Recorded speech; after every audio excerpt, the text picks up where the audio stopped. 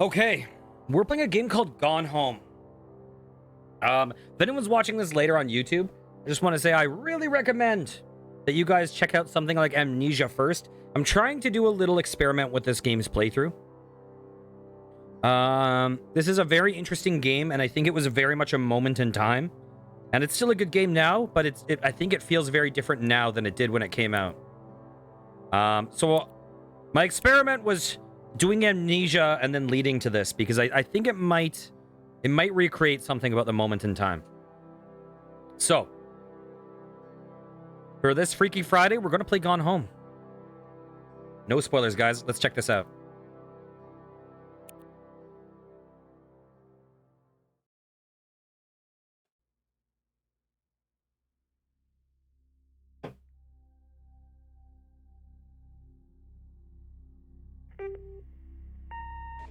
Hi, Mom. So I got my ticket home from Europe. I get back on June 6th, but it's a really late flight because that was the cheapest, so it gets in at midnight. But don't worry, I'll get a shuttle from the airport so you don't have to pick me up. Like, really seriously, you don't have to. Okay, so, love you. See you soon. Bye. Yes, Sulu, it's a very nice emote.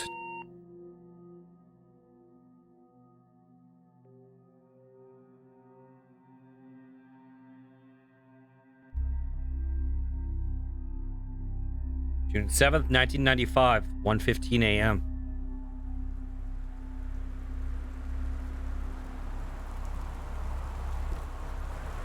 Okay, let me just get a couple things set up real quickly.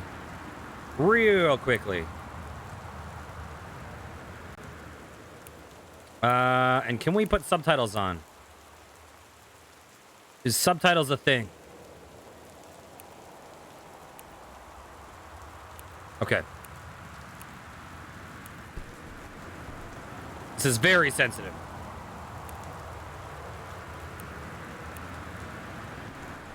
Okay.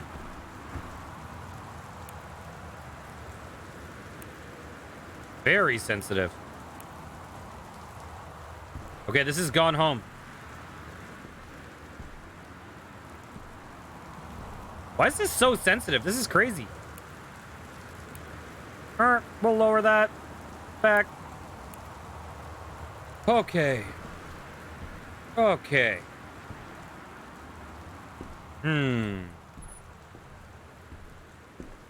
this is a really interesting game that came out a little after things like, not long after, but a little after the wave of things like Amnesia came out and got really big on YouTube.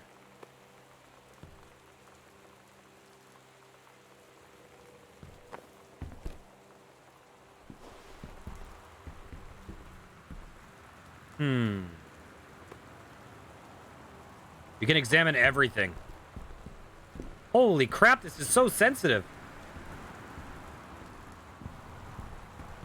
I wonder if it, like, didn't apply or something.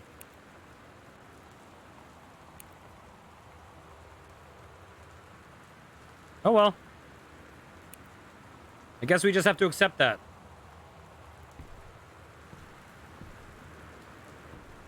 Maybe I can lower my DPI.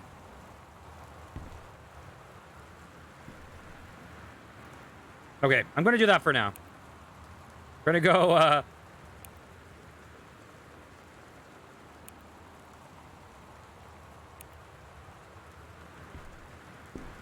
This is... Okay, I have to lower my DPI a lot.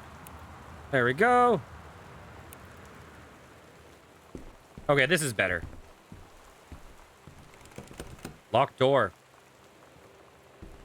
Katie, I'm sorry I can't be there to see you, but it is impossible. Please, please don't go digging around, trying to find out where I am. I don't want Mom and Dad. I don't want anyone to know. We'll see each other again someday. Don't be worried. I love you, Sam.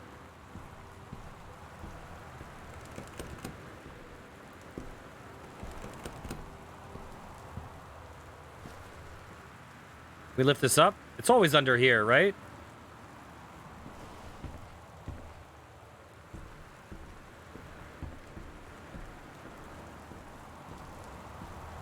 Hey, how's it going, Togepi? Let's take a look at this real fast. Caitlin Greenbrier, Portland. 95.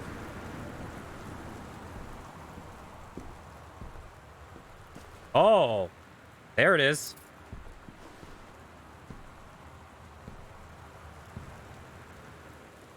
That's us. It's my passport. I got it to go on my Europe trip. This is my boarding pass back from my year in Europe. Spare old key that was hidden under the Christmas duck.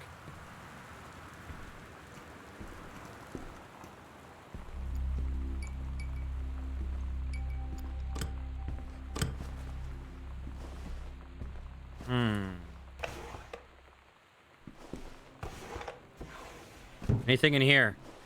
Not that I see. Wait, we have the tissue box.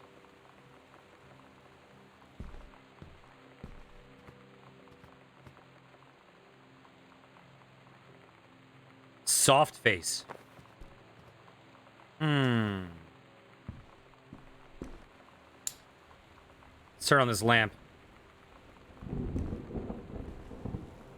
There's a card. Have a doggone cool 17th birthday. Happy birthday, Sam. Uncle Harvey. Oops.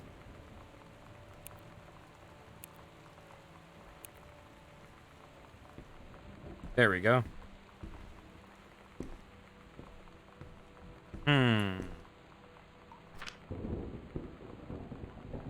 Wellspring Movers. Let's see. Is there anything interesting?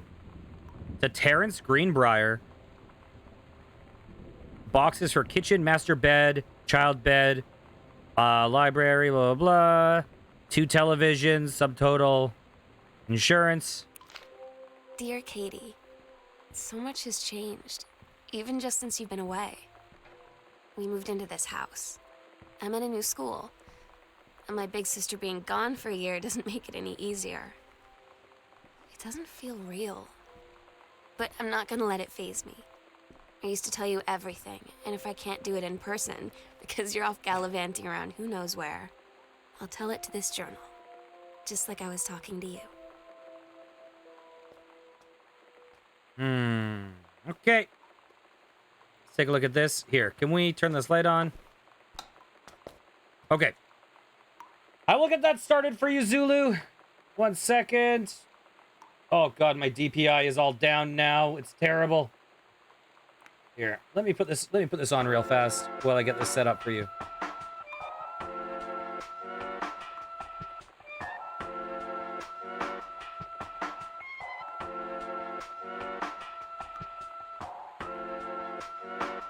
It was Moving Company does a table flip. Is that what you did? Okay.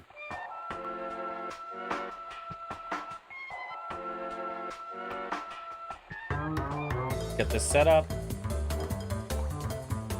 Moving Company does a table flip.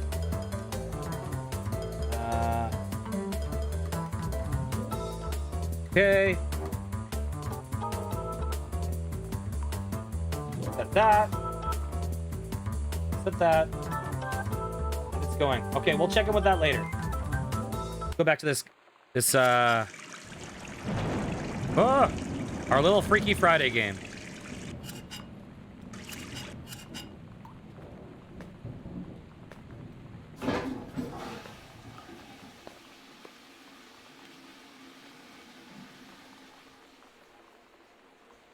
Yeah, don't worry. I will get to that.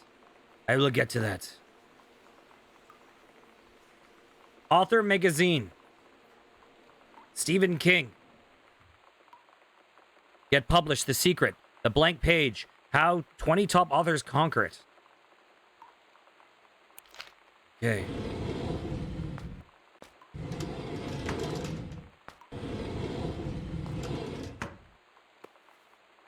There's a bunch of stuff to look at. Peel here. Quick fix.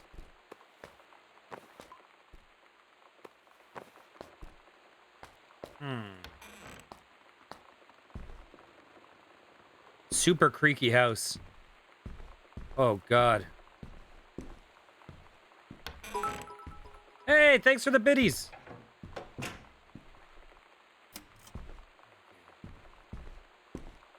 Yeah, I'll get you guys on there in a little. Janice Greenbrier.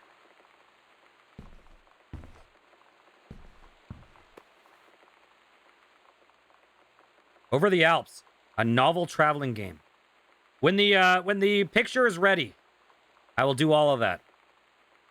A novel traveling game. Bam. Brent Hell. Thank you very much.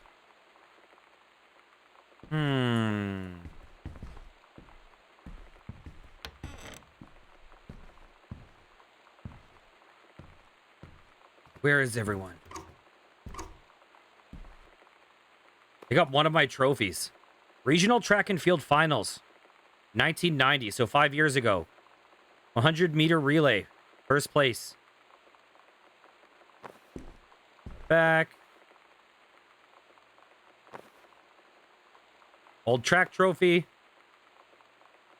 First place. That first place trophy looks very second place to me. Who are you trying to fool?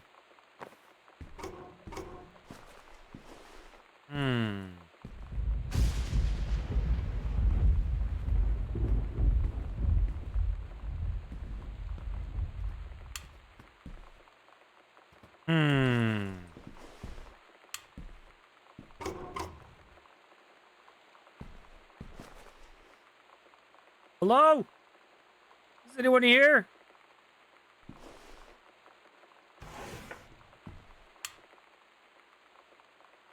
Dear Jan, it's so good to hear from you again. All this new house business sounds like quite the adventure. Remember the little dorm room we shared freshman year when we were miserable fantasizing about our dream homes? I always said I wanted a mansion. You said you just wanted a house in the woods. Look who got both. Somebody up there likes you. I could use some of that magic. Send me some lotto numbers. I'll play them, seriously. But I shouldn't be complaining about this good old split level we've had since Bob got transferred to Winnipeg. We just got new vinyl siding. Jealous yet? Let me know if you ever want to trade places. So, how are the girls doing? Has Katie left on the big European adventure yet? Speaking of jealous, right back soon. I miss you, Roomy. Carol. Okay.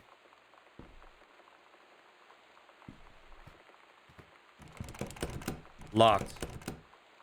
Okay. While we're here, let's go check on these things. Okay? So I'll put this up, and then we will return to the game in a second. But first things first, let's get you guys on your lists. Gift. Goats on... Oops. On boasts. Ghosts on boasts. Save. And for cheer, we got King Zulu 317. Bam. So you guys should be up there now, I think. Okay. Additionally, let's go over here.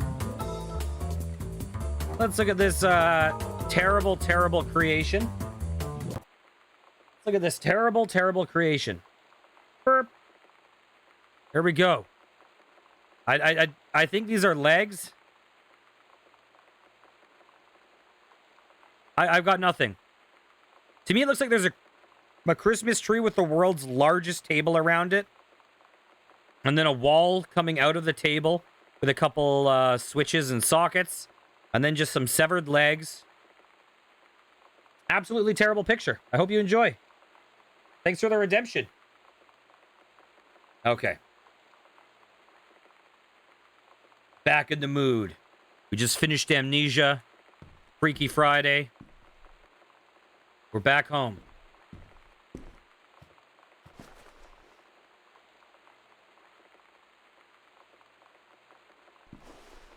You missed it? Okay, 1 second. 1 second! Ugh. Ugh. Ugh. There we go. Let's go. View profile. Oh, I didn't publish it.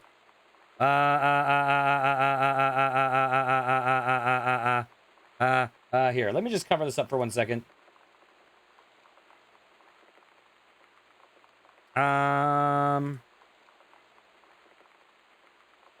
my creations. Okay. Here's your thing. There you go. I'll post that in the Discord later. Okay. Breathe. Get back in the vibe. Okay. 1995. We've just returned from Europe. Our sister says she's gone, and don't look for her. And keep, don't worry about her. She's fine. We entered a dark house.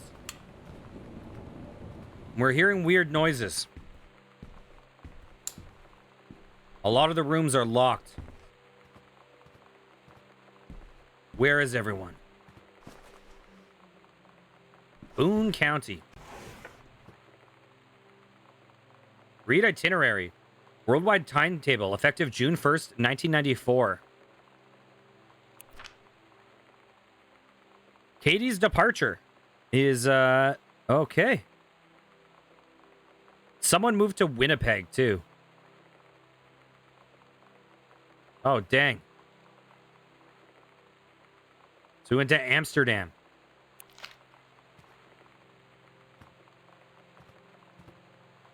Read note. Sam, Daniel from the old neighborhood called. He wants to come see this new house. Call him back. Mom, Daniel is a total weirdo. The only reason I've ever hung out with him in the first place is he had a Nintendo when we were little.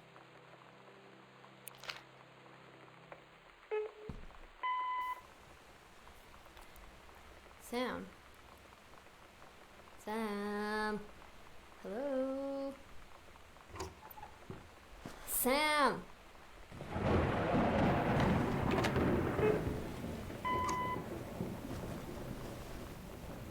Sam, where are you? Really? I need to talk to you. Please be there.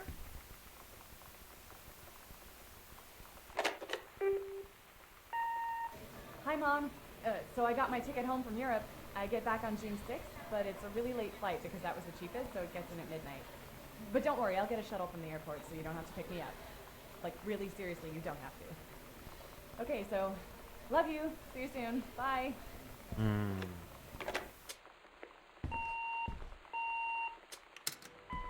Okay. Who is that girl?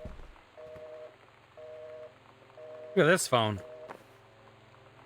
Man, a wireless phone in 95. This family's doing pretty well. Oh, God. So that's us.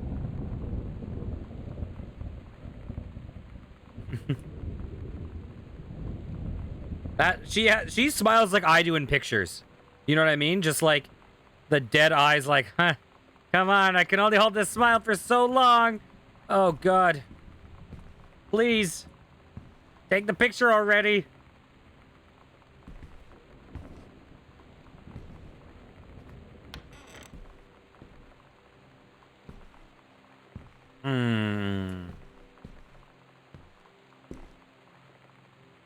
Oh, we have a map.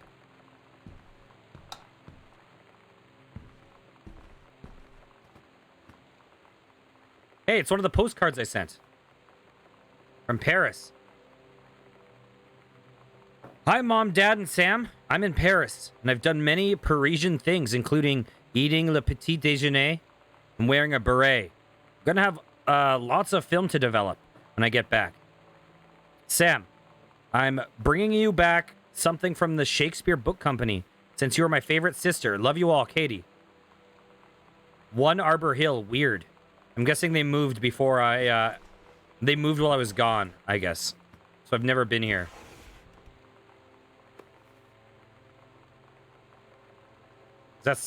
Who's that?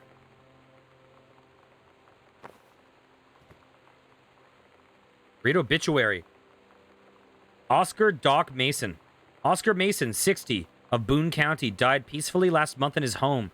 Mr. Mason was born on September 8, 1933, in the house that would be his home for the rest of his life. He attained his degree in pharmacy at a young age and quickly returned to Boone County to practice. He quickly became a well-loved figure at the center of the community. How much you want to bet he lived in one Boone, whatever it was called? In the decades preceding his passing, he was seldom seen outside his home. A service will be held this Sunday at the First Methodist Church at 1 p.m. All are welcome. His survivors include his nephew, Terrence Greenbrier, as well as, in spirit, the people of Boone County, to whom provided his wellness and comfort. James Clark, 31. Okay. So we are related to this guy.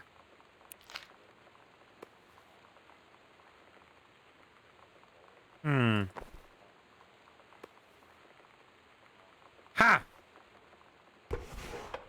Anything down here? What am I hearing?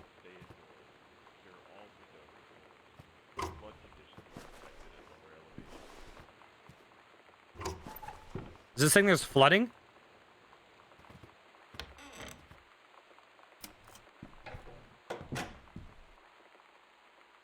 Oh.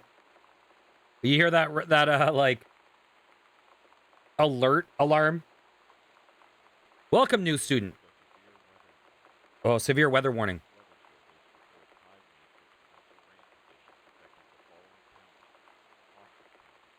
Okay, we'll listen to that after. Welcome, new student. We hope that you are as excited about your first day at Goodfellow High School as we are. Be sure to bring the following with you. Ooh, what the fuck? Be sure to bring the following with you on your first day of classes so that you can get right into the swing of things. One sturdy folder with pockets for each of your 6 class periods. One line notebook per period, or one large notebook with 6 divided sections. At least 6 pens, blue or black ink, and 6 pencils. One box of colored pencils. A standard combination lock for your assigned locker. A nutritious lunch, or $2.50 for a lunch provided by the school cafeteria. A positive attitude, the only one that's not checked off. Please remember to get plenty of sleep the night before and be ready for the first bell to ring at 8 a.m. See you soon, and again, welcome. Beth Valence, Principal. Oh my god. You are so lucky you finished high school before we moved into this house. So, it's the first day of school, and there I am, introducing myself to the class.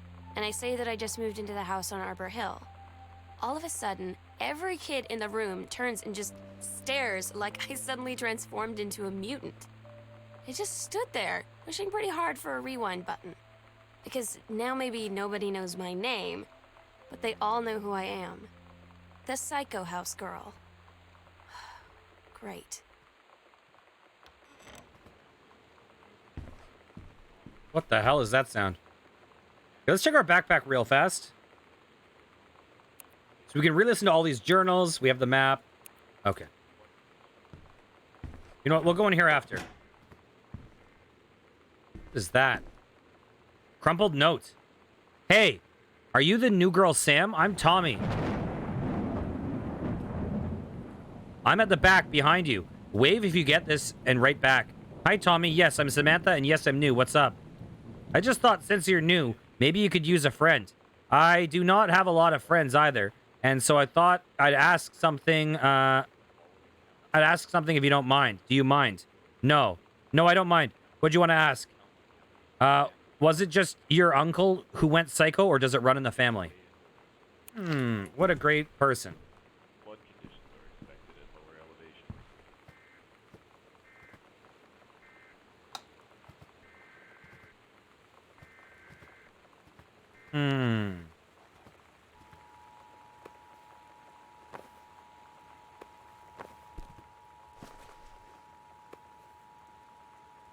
That alarm sound is always kind of freaky. Severe weather warning.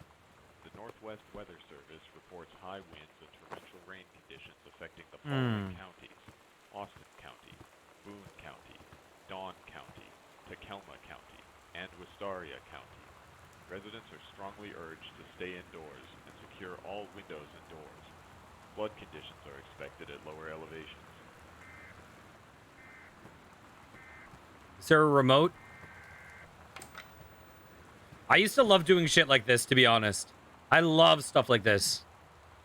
Grab Poltergeist book. Poltergeists, Hauntings and Poltergeists. Leonard O'Rourke.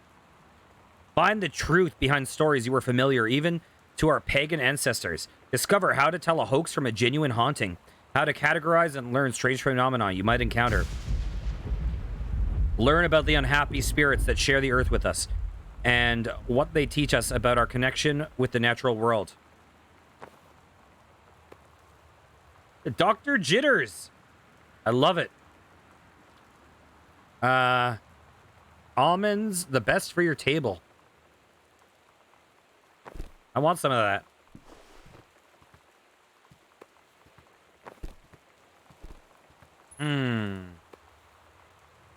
Making friends even when... Oh, Jesus.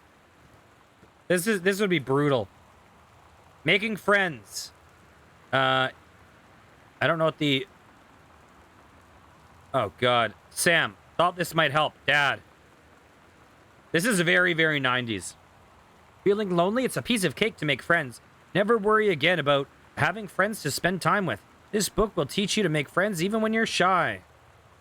Thanks, Dad. You know that feeling where the first moment you see someone, it's like they have a big gold star around them, and you have to get to know them? Well, there's this girl. I think she's a senior. She's usually dressed kind of punk, but sometimes I see her in this, like, army uniform, and she's always drawing in this notebook, looking so intense. I had no idea how I would ever, like, have an excuse to talk to her.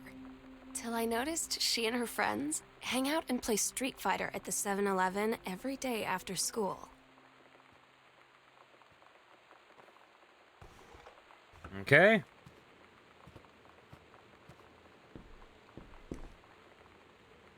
What am I hearing? Is that wind? What in the world is that sound? Sounds like a grudge monster.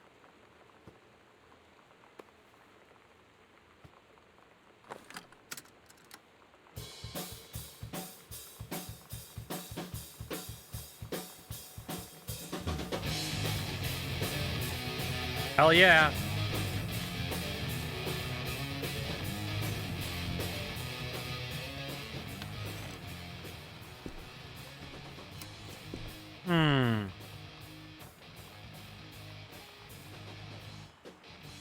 Okay. We'll turn that off shortly. The Heaven at the Edge of the World. Samantha Greenbrier, grade 2. Story. The Turtle People, part 1.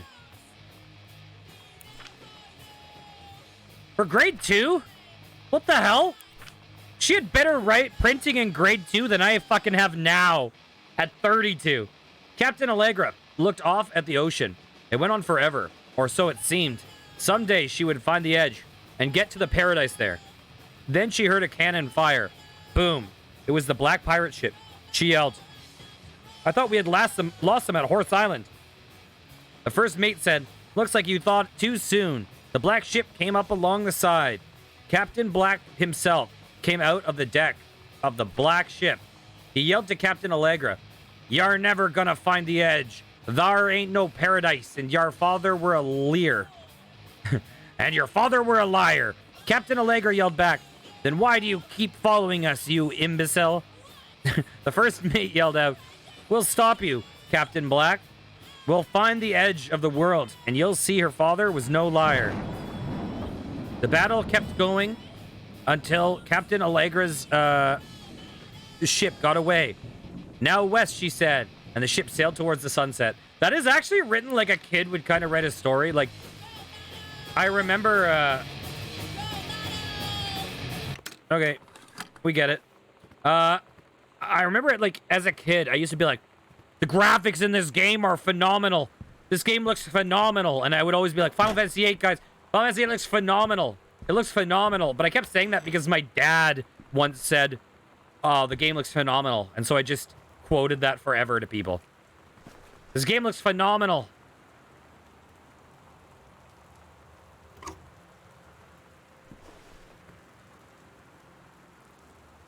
David Werning.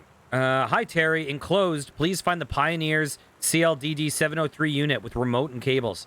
We need a half-page review for the October issue. So that gives you about 2 weeks to get us the copy for edit. Standard stuff. Standard stuff like you gave us on the CLDD 502. It's a combi player, so check its CD playback with a few discs, as well as Laserdisc. And they want us to definitely hit the signal-to-noise ratio. And Toslink stuff for high-end buyers. Looking forward for your take on it. Enjoy the unit.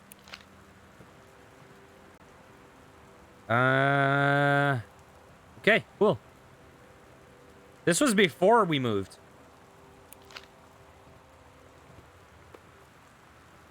Fizz Right, ginger ale. Can I break this? No. Amore pizza. Ooh, you can tell this is a good piece of pizza. Oh my god.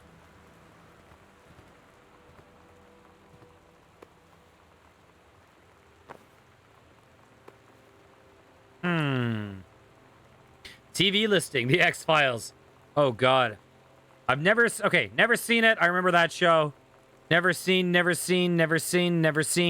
remember that, but never watched it. I remember that. My grandmother loved that show. I didn't realize Bonnie Hunt was on for that long. Holy crap.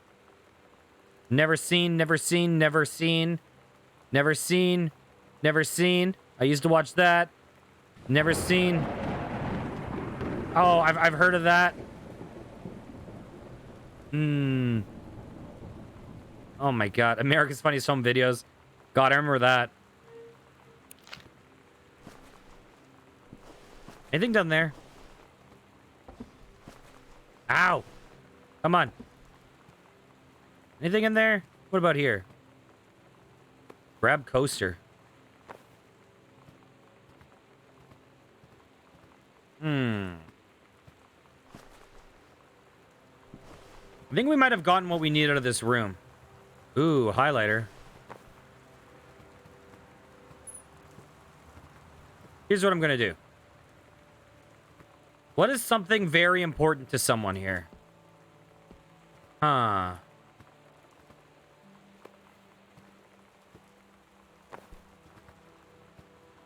We're just gonna grab all the coasters in the house. Thought I saw another one. There it is. Come on, you can do it. Damn it. I want to hide them so that the family can never find it. Dang it. Grab a button. What does this say? Bratmobile.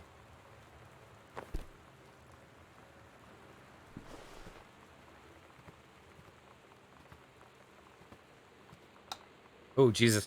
I thought I saw something there for a second. Oh, God.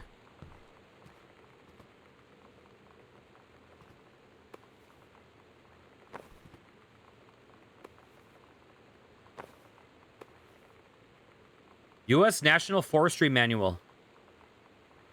Okay. Is there anything to pull out? Let's go check this room.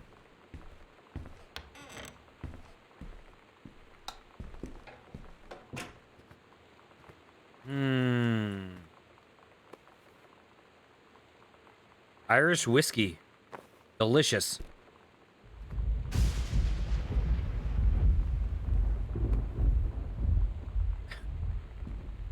The killing of JFK, a theory. You've seen the movie, discover the truth.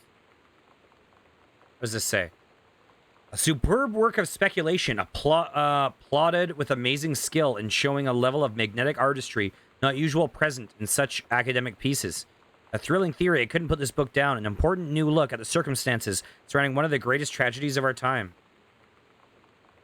By Benjamin Almond.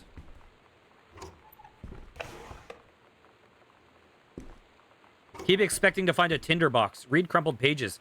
John Russell opened his eyes and saw them. The stars, twinkling, as if he were lying on the grass in his family's yard in Massachusetts. Even though that place was a million miles away, no. He blinked, the sleep from his eyes, looking through the carbon-reinforced safety glass of the space station Archimedes. Yes, it was a long way from home, but the future needed him. John Russell's head swam. He felt incredibly drunk despite not having touched a drop in hours. He vomited onto his feet. His bare feet. He started for a moment, processing his sick flecked toenails, scanning up his bare shins, bare knees. He was completely naked.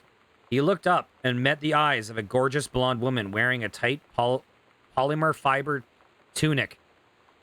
The fabric was strained at the seams to to contain her generous bosom.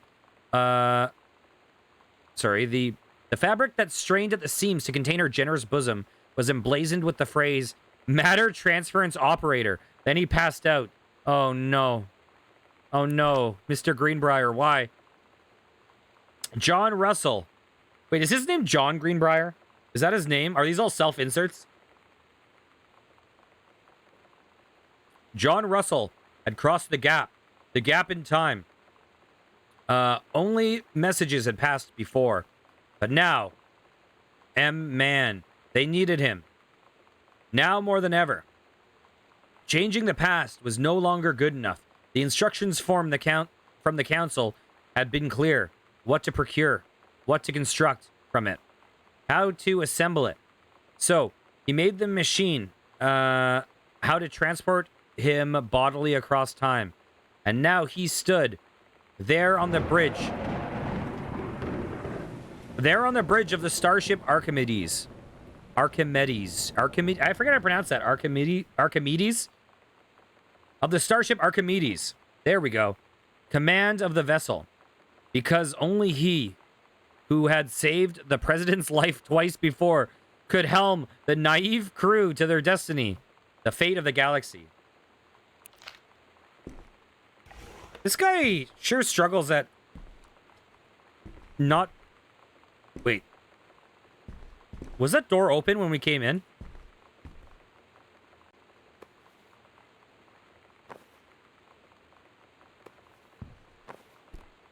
What is... What? Oh, it's a secret panel.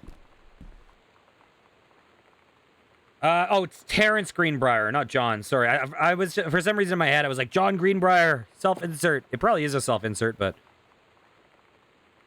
Let's read this letter. Dear Terrence, I write on what I hope and imagine is a joyous occasion. News reached me that you are newly married to a wonderful young woman. I have had more than a little time to consider my past and my family, and my thoughts have often lingered on your development and welfare in the 10 years since we last met. Your marriage gets... Wait, what? Your marriage gives me much reassurance in this regard. You are always welcome on Arbor Hill. I will understand, blah, if you feel you, blah, can't accept this invitation. Yours very sincerely. Okay, so that's the dude who passed away.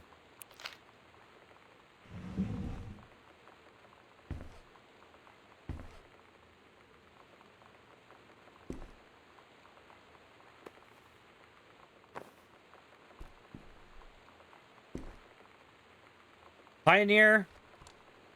Ooh. Do I hear someone opening a door? What the hell? They say that a jack of all trades is a master of none. I have to disagree. Mastery is not a question of specialization, but sureness of purpose and dedication to craft. If you happen to be in the market for a combination LD-CD player, I'm sure that you'll know that Pioneer seems to share this particular... Okay. So clearly, we have a situation where Terrence Greenbrier... Can I jump?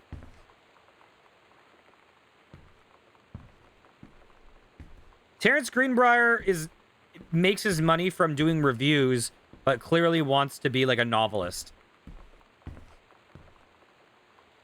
What if JFK wasn't JFK? Early spaceflight to Utopia, advanced technology, end World War II early, time stream 2 different. Back to basics. Sent back in time, Dallas, 1963 again. You can do better. JFK president, US-USSR coalition, Chinese, Japanese, Lebanese. Paradox result in JFK death being desired outcome. Record JFK off HBO. Magic bullet theory. Isn't the magic bullet one of those things that you like dice up avocado to make a smoothie? Or is that the NutriBullet? Lone Gunman. X-Files. Check. Check on... Is that saying check with Sam? Okay, let's close this. JFK poisoned, kidnapped, injured. State of emergency in Dallas Camel's motorcade. Intercept LHO in USSR. LHO killed in Marines. Why not disrupt motorcade minutes before they can fire? Grassy Knoll. I can't make steamrolled. Grassy Knoll steamrolled. Does he want to write a book about time travel preventing the JFK assassination? Is that what's going on? Sounds like it wants to write a book preventing the JFK assassination, but the time stream gets too different. And so they have to go back and make sure it happens.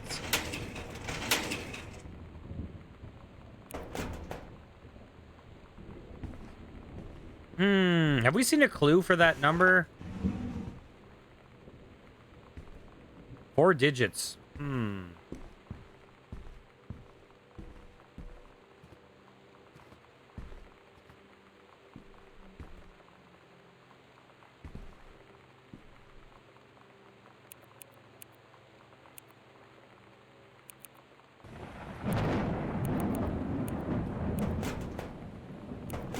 Okay, it's not 1963.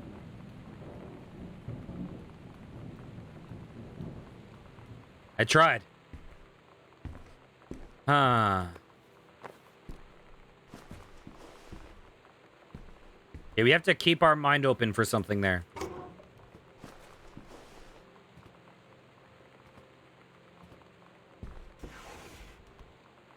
Examine form.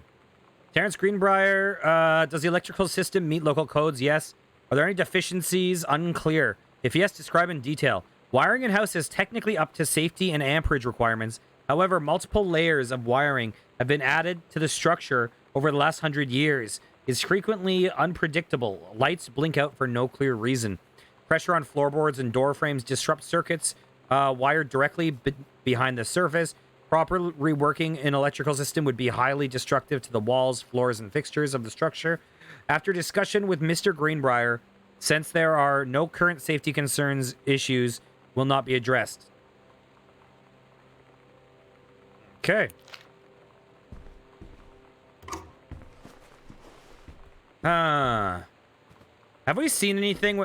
Was this door open when we came in? I have no clue.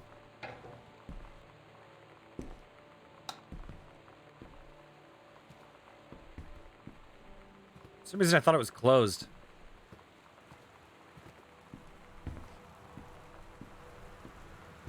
Let's check the map. Library. This is a sick house, though. Grab book. A stranger under my roof. Hint, hint. #1 best-selling advice for parents and teens. Oh God. Here, let's go in the light more. The teen years are fraught with change of all types: physical, mental, emotional, spiritual. But these changes don't just affect your teen. Your teen's turbulent years are a challenge for parents as well. Maybe the biggest challenge you face since having children. This book holds insights into your teen's behavior from the very beginning as he or she first enters adolescence, up through adulthood, end of the teen years as he or she enters young adulthood. Okay. Practical strategies, blah, blah, blah. I've never had such a good conversation with my daughter. These simple tools can make all the difference in the relationship with your child. So they're clearly having some problems with Sam. It sounds like Sam's struggling to make friends, is getting bullied. Oh, 0451. We got the number.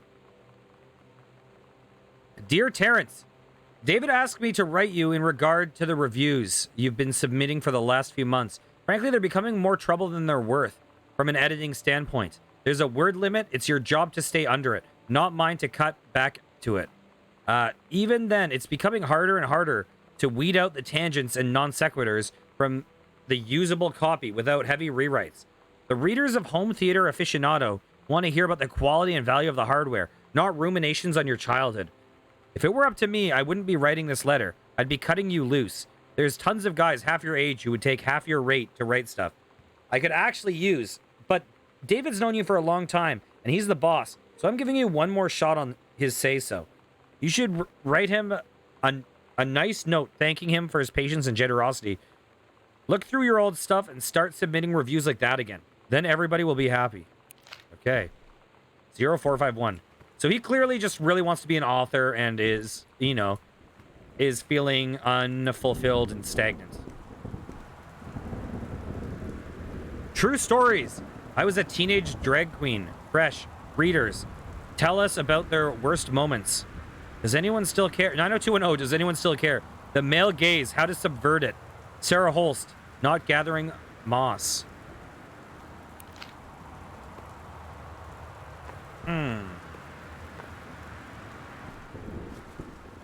We grab that? Was this whole area so that we could get that code mostly? Grab lid. Oh god, are these all...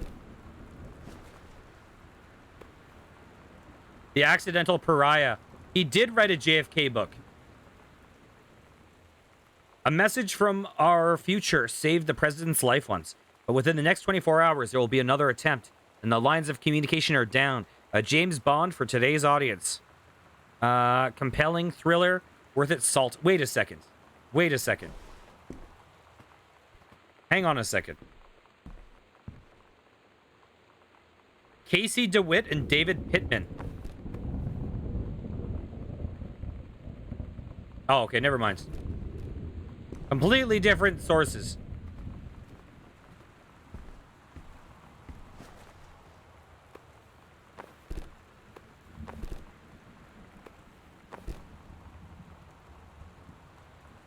Gentlemen, 1989, Japan's bloody war on dolphins. Ladies in the ring, the women of wrestling. Moscow by night, drugs, prostitution, the mafia, the new rules of love. So we just found his Playboy under his books.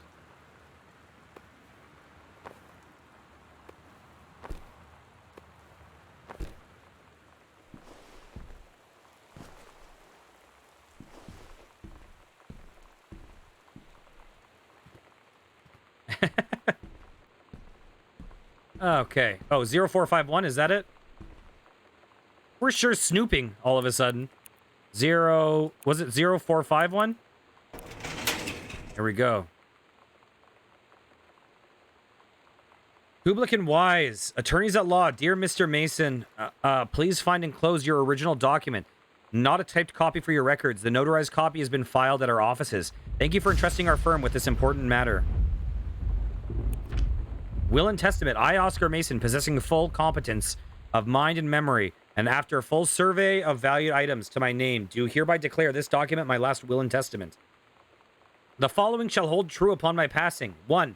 I declare that I am a lifelong resident of Boone County, that I am unmarried and have no children. I declare that I have no outstanding debts to my name to any creditors living or dead. I do hereby bequeath every item of value of which I may die possessed, including the dwelling and surrounding acres located at Arbor Hill, as well as any and all personal property and moneyed accounts to my nephew, Terrence L. Greenbrier Jr. of Ellis County. In the event that said Terrence L. Greenbrier Jr. should predecease me, then, and in such event, the bequest of him shall fall, and the same is bequeathed to his children, as ordered by age and competence as stewards of the estate. I subscribed my name to this will this 13th day of August, 1973. Okay, and this is just what we read. Okay.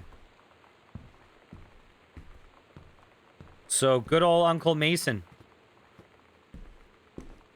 My name is Harry Mason, and I'm in town on vacation.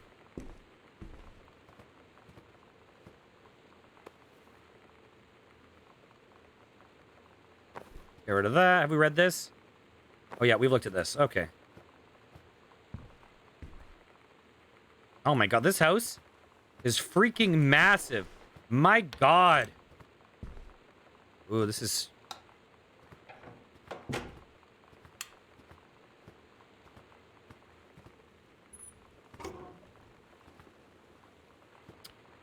Oh, this room. Eerie. Okay, let's turn the light on. Oh, is this like Sam stuff? Reproductive System Worksheet 6. Samantha Greenbrier. 2 stories, anything interesting. Menstrual cycle. Blah, blah. Okay, B. I'm produced in the testicles. Okay. Wait. Oh, God. Okay, so below our 2 stories, the events are all out of order. Get a sheet of lined paper. Write the reproductive system. Okay. So we need to choose either, or she needs to choose either A, the menstrual cycle, or B, and put them in the correct order of events. And presumably, she's going to do something very different by the looks of this. Okay, health class, Miss Myers, the menstrual cycle, a novella. The early morning of September 1st, 1939, Asa Glatt stares out the window of the train as it travels from Vienna back at her home village of Walen in Poland. As the train rumbles along and the sun rises over the countryside, she can only think of her dear Borislav, the boy she's engaged to wed. Meanwhile, deep within her guts, an ovum starts to develop. As this train ride approaches its destination, her heart rises. The lining of the uterus is getting thick and soft. As Essa steps off the train, her eyes dart quickly across the gathered crowd. Then, there, her dear Boris, still in his baker's smock, must have dropped his early morning duties at the father's shop to come meet her. Her heart skips a beat. The ovary releases the ovum. It travels through the fallopian tube. Over the wheezing of the steam engines, a deep hum grows. It's coming from the sky. Dark shadows pass over the station. A whistling sound. Essa, her thoughts only a second faster than the bombs, reach out towards her door. Her dear Boris across the crowd. Their eyes lock. And the moment freezes. The flash and smoke envelops him almost instantly. In the assault by German forces, almost 75% of the people in their hometown are killed. The rest, including Essa and for a time Borislav, huddle in a half-destroyed church. He is blind. His legs are missing, bandaged with torn bedsheets. Essa's egg will not be meeting with a sperm. It dissolves. About 2 weeks later, Boris loses his grip on life. Essa has given up her rations to keep Boris alive. But in the end, nothing can save him. Since the lining of the uterus is not needed for pregnancy, it comes out through the vagina. Essa vows to survive. She sets off to join the Polish resistance as a daring spy and saboteur. Another ovum starts to develop in one of the ovaries, and the process begins again. It is incredible how the female body knows how to prepare for pregnancy. See me. I mean, the reality is you kind of got to pass her, right? I think you have to pass her. Dave Brubeck.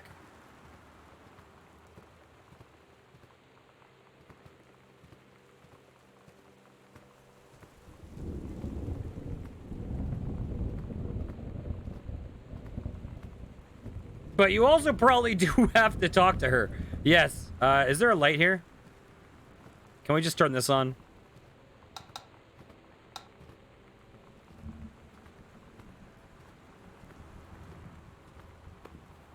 What is this? Come on. Oh. Orange soda.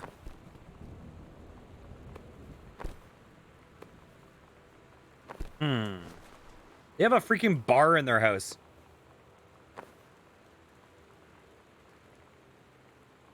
Dad's second book.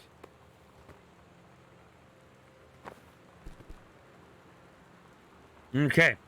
March 8th, 1976. Dear Mr. Greenbrier, I write to inform you that unfortunately Mercury Books will be unable to publish your follow-up to the Accidental Pariah, despite the low sales of the Accidental Savior. We went ahead with the publication of the second book in hopes of the John Russell series catching on. However, sales of the second book have in fact been lower than those of the first, so our stewardship of the series must end here. It has been a pleasure working as your publisher, and we wish you and John Russell the best in your future endeavors.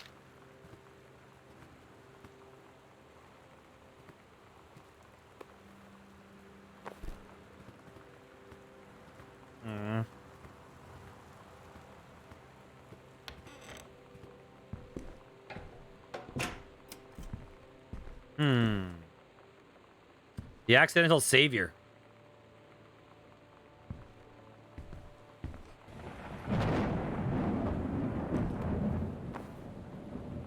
I mean, this is a really common thing for musicians. If they print physical CDs and then they just have boxes of these CDs that they just have. Samantha, please give this to your mother. Janice, thank you for having Danny over to your new home.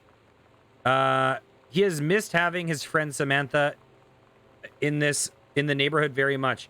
Danny asked if he could lend Samantha his Nintendo Street Fighting tape, and I gave him permission. He needs to spend less time with those games anyway. No hurry returning it. Let Samantha know that she is welcome back to our house to visit anytime. When you live in one place your whole life, your next door neighbor is kind of like your default friend. And Daniel only got weirder over the years. So moving away has been a good excuse to, like, not see him anymore. But he did always have the good Nintendo games. Maybe I'll give him a call.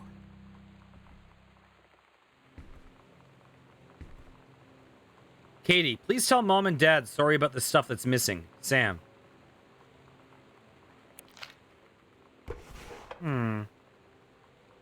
Hi, Lonnie. So, if you wanted to come over to my house still this afternoon, that would be cool. I can drive. It's kind of far, but I can drive you home too, so hopefully that's fine. Write back and leave this in my locker if you still want to. And we can meet up in the parking lot after the 6th. Yeah, I'm totally in. See you there. Then I'm gonna kick your butt. Get ready. You. So you know what they say about the best laid plans of mice and men? Yeah, turns out it applies to Street Fighter too. At least I worked up the courage to walk into the 7-Eleven and ask for a turn, but all that practice at home did not exactly translate in the wild. So after I was finished getting my butt kicked, I followed them outside while they smoked. And that was when she asked me if I was that psycho house girl. But then she said she's always really wanted to see the psycho house. Her name is Lonnie. She's coming over tomorrow. Katie, please, whatever you found, don't tell Mom and Dad. The attic. Ah. Locked.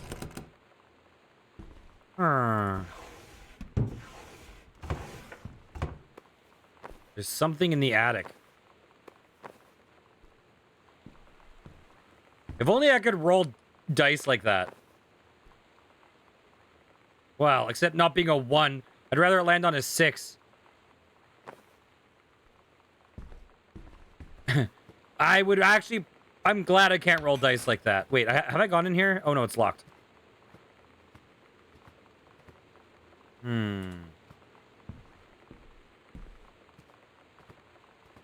These guys have a room to listen to music?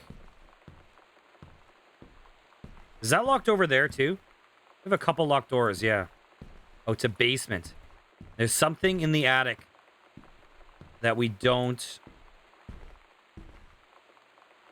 tell people about. Let's just make... Okay. Okay.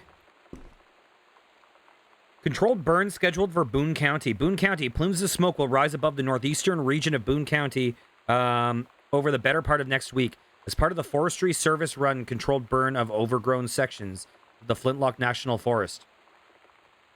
Forestry crews have been preparing this area for months. The burn operation will take place between 8 a.m. and 5 p.m.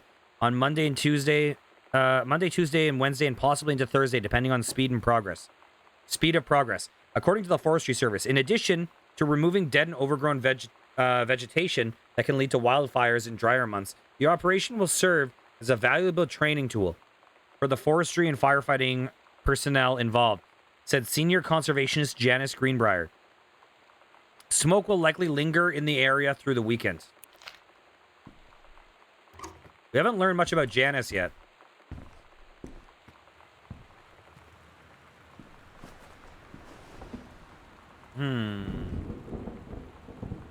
Bruce Pendleton. Notice of temporary personnel transfer. To aid in the upcoming prescribed burn operation, a ranger with expertise in the procedure is being transferred to the station at Flintlock National Forest, effective on that date. Please see attached personnel file. The overseeing officer at Flintlock Forestry Station, senior conservationist Janice Greenbrier, is charged with the supervision of transferred personnel. The duration of transfer will be based upon performance evaluation as well as the recommendation of the overseeing officer. Read personnel count. Okay, let's see. Monday. Couples. It looks like it says couples brawling. What is that? I doubt it's couples brawling. Couples bowling. Okay, that makes a lot more sense. I was like, fucking cage fighting? Wednesday, cooking class. Take apron. Friday, ballroom dancing. Couples bowling. Cooking class. Okay. Cooking class. Cook the big meal for Barbara and Sam. Okay, so I guess she bailed on the other things and just was taking cooking classes to do a big return meal.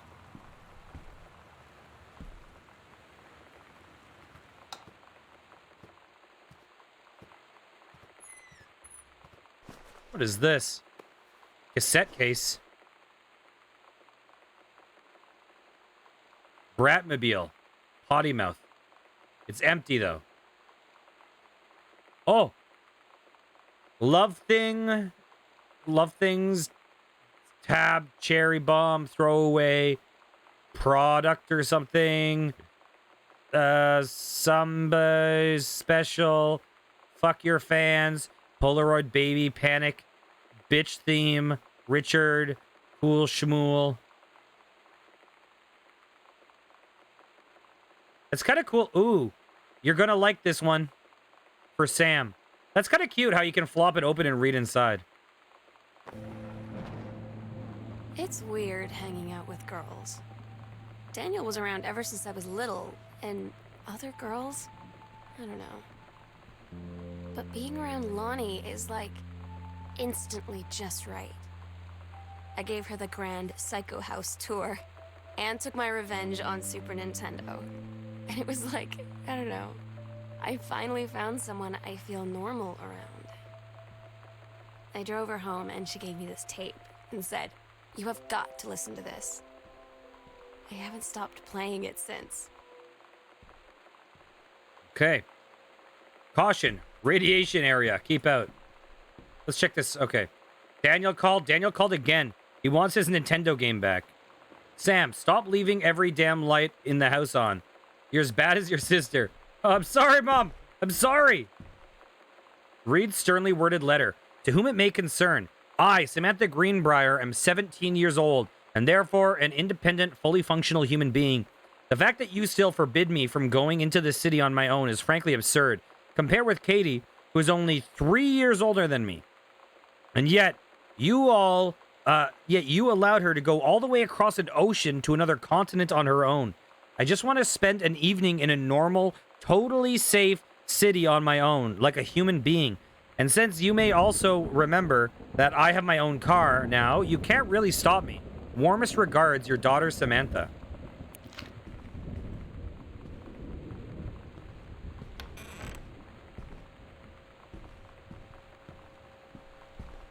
Really? You kept your TV on? Hmm. I mean, this feels kind of personal.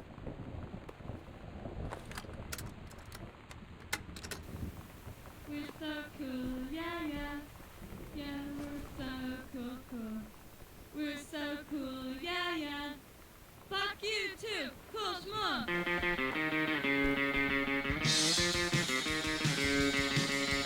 I don't wanna sit around and talk about the water. Weren't those good old days? I don't wanna wonder if you're gonna say hello. I don't wanna wonder if you're gonna walk away. I don't wanna hear how many friends you have. I don't have any anymore.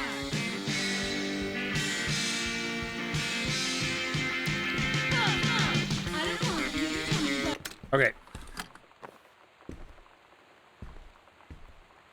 Sam, I think the creative writing track, would be perfect for you. She said, come talk to me. And this is what she gave her. Summer pre-college program for scholars. Reed College, one of the nation's most lauded private liberal arts and science institutes, is proud to announce its 14th annual summer program for young scholars.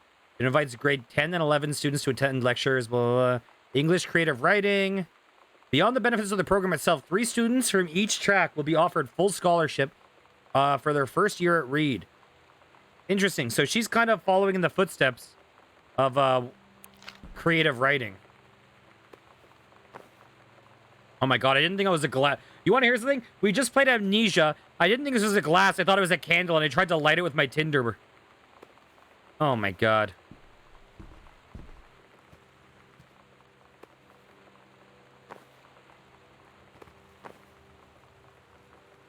Hi, Lottie. I wrote this in first period and left it in your locker on the way to second. It's what all the cool kids are doing, I've decided. Write me back. Also, here's an idea for something to draw. 2 cats on a motorcycle. Hey, this is a good idea. What all the cool kids are actually doing is sending each other pages, pages on their beepers. But we're cooler than them. Because guess what? They can't even put this on a beeper. So, Sam drew this stuff in the background after. That cat is sick. Your drawing of cats was so good that I added a background to make it even better. Maybe I should just stick to writing, though. Haha, I like it. How did you know they were about to get abducted by aliens? I'm looking at Mr. Fish, Mr. Plish right now. I feel like he would probably have lots of cats. Also, like, his secret shame is he watches 90210 religiously. I'll ask him about it after class. He said he doesn't have cats and also that he's never watched 90210. But I could see his eyes that he was lying. Chun-Li moves. Oh, God. Okay. That's her secret way of preparing to beat Lonnie in Street Fighter.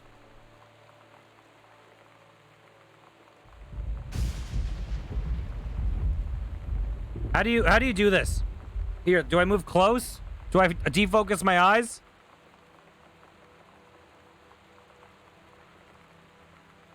I'm not seeing anything. I don't understand. I don't understand.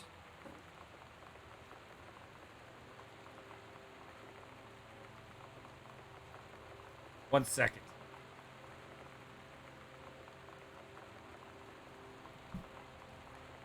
I don't know how these work. I'm sorry. I apologize.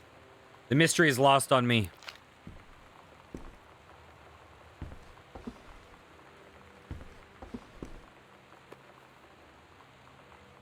Boop. What is this one? Journey of Crystal. I want that game.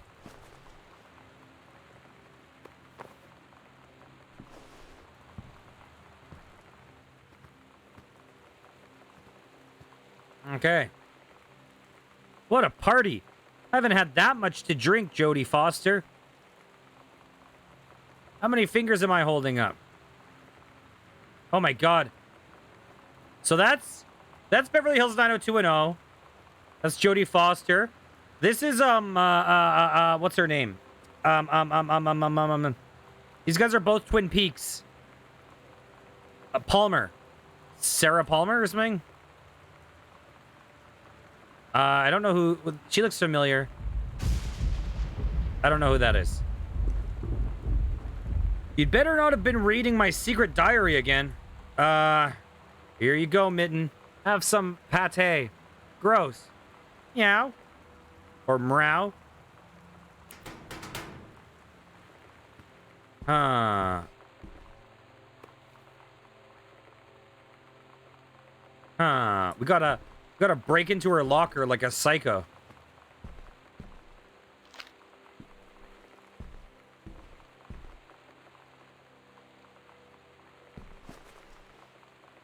Hmm.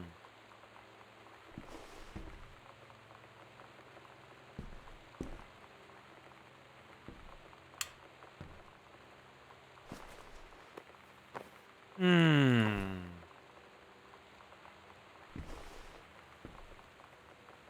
Ooh, crumpled note.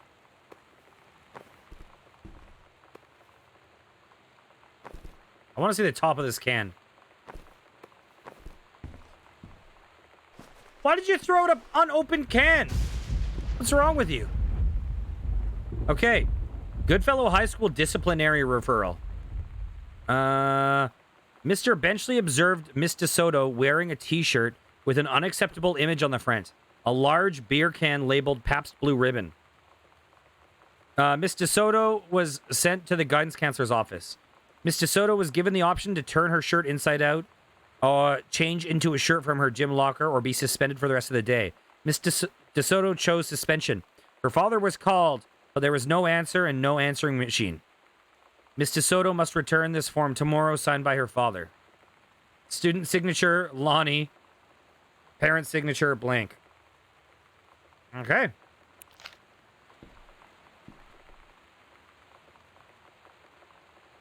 Pacific Institute of Art exhibition.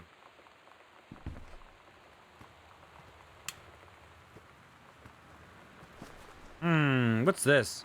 Read brochure. The Brother 150. This is the one me and my dad are building. Want to go for a ride when it's done? Here's an exciting new Brother 150. A bike with speed and style. Impressive get up and go. Okay. Examine magazine. Groove. Exclusive AIDS in Africa. Soul Asylum live Eddie Vedder Weezer.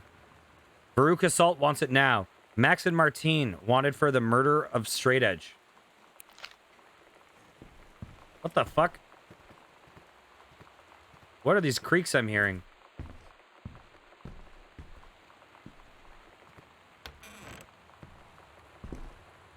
Oh, I've never...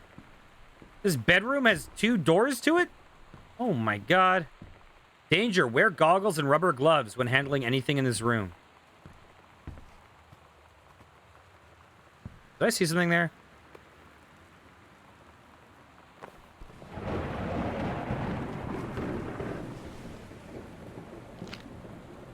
Groove. Kurt Cobain, 67 to 94. Man. Oh, it's crazy to think that he was born in the 60s. Read slip. Okay. Samantha Greenbrier, teacher Fletcher. Subject shop 1, metalworking engraving. Grade C-. Not a challenging assignment. Metal plaque for family portrait. Reasonable subject but not complex. When I said that mom and dad should be replaced with parents' names, I did not mean just add them underneath. Acceptable leveling on edges. Show more pride in work.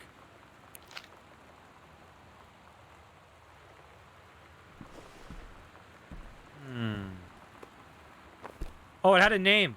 It's Steggy.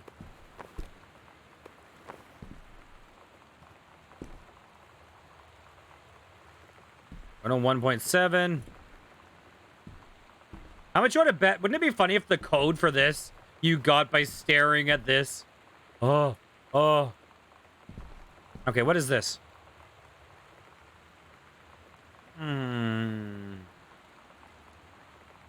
Sonic Boom 94. Anything on the back of this door? Nope. This door is saloon doors. Goes both ways. Man, Sam had this in like 4th grade. Adorable. Adorable. I love it. Holy Bible.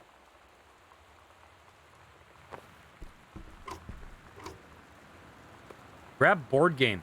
Got your numbers. Are you going to dance with anyone? Who's got a crush on you? I remember something like this. Come on. Come on. Here, let's do this. Bam. Do you like sports? Would you introduce me to your friend? Are you busy Friday? So dreamy. Get your friends together. It's time to find out who has a big crush. Is it Matt from science class? Is it Daryl from track? You'll never know unless you've got his number. Amazing. The King's Labyrinth, Chapter 2, Fraying Threads. Captain Allegra, still in her flowing skirt and sturdy jerkin, descended the single shining thread into the lower cavern of the labyrinth. She and the first mate, on their own now, grew closer to their goal, the throne room of the dead immortal king on the island. The first mate slid down the line onto the stone floor. She swept chalky bone dust from the front of her canvas trousers and looked up at Allegra. Hey! Allegra! This is a story from when she was... This is a continuation of when she was in grade 2. This is a character she had written back in grade 2. The silken thread, nigh unbreakable, thanks to the enchanted sorry. Ugh. The silken thread, nigh unbreakable, thanks to the enchanted moths that inhabited the island, trailed behind, leading their way back to the entrance. From further into the labyrinth, a moaning began to echo. The moaning grew louder and clearer. It turned into words from some ancient language they could not understand. The king's cursed voice. The hairs on Captain Allegra's arm stood on end. She looked back at the first mate, whose eyes remained locked on the blackness of the passage for a moment, too long before noticing the captain's gaze. First mate silently nodded ahead. Following the king's ghostly song deeper and deeper into the labyrinth, they came upon a rocky gap spilling forth otherworldly blue light. The green basin of the dead king's throne room lay below. Skeletal, in rotted robes, the king was hunched over the blue orb topping his royal scepter. The shadows of his bony fingers danced on the walls like ghouls. As he sang, wailing sounds flowed in one by one through the cracks in the cave walls, pulled into the orb, causing it to glow brighter and brighter. Behind the king, a long staircase, hewn from the rock, led down into the chamber. From the passage at the top, Allegra said, "We have the advantage in numbers. I will draw his attention. And then you..." But the first mate interrupted. "No, I am smaller and quicker. And you know of dealing with mystic energies like these. I will circle to the other side, get the king's attention, and lead him on a merry chase." She held up the silk line, all traced by this invincible thread. "Of course," Allegra said. "It is a good plan, but perhaps we should go together." The first mate shook her head. "You know this is our best chance. Don't be afraid for me." They grasped hands and exchanged 3 tight squeezes, their palms growing warm. First mate tied the shining thread to the belt of her trousers, gave a quick salute and a wink, and then dashed off. Allegra waited, staring vigilantly across at the top of the stairs where the first mate was to appear. The king continued his... Wait, no. The singing stopped. The king turned and began walking up the stairs. Allegra wanted to call out, to do anything to stop the first mate from running headfirst into danger. She tried tugging on the line to signal her. No use. The king was nearly at the top of the stairs when the first mate burst through the passageway. She skidded to a stop. Even from across the yawning basin, Allegra could see the first mate's eyes grow wide. She turned and ran, summoning his undead power. The king left the ground, levitating, gliding behind her with distressing speed. From some dark passage, much too far away, Allegra heard the first mate scream. She was already running toward the sound. The line in Allegra's head went taut, then shuddered. It fell slack to the stone floor. As Allegra ran, she was gathering line, twisting it around her arm. She came to its end, the unbreakable thread. dangled limply. Its end shredded and frayed in her hand. She tossed it to the ground and ran.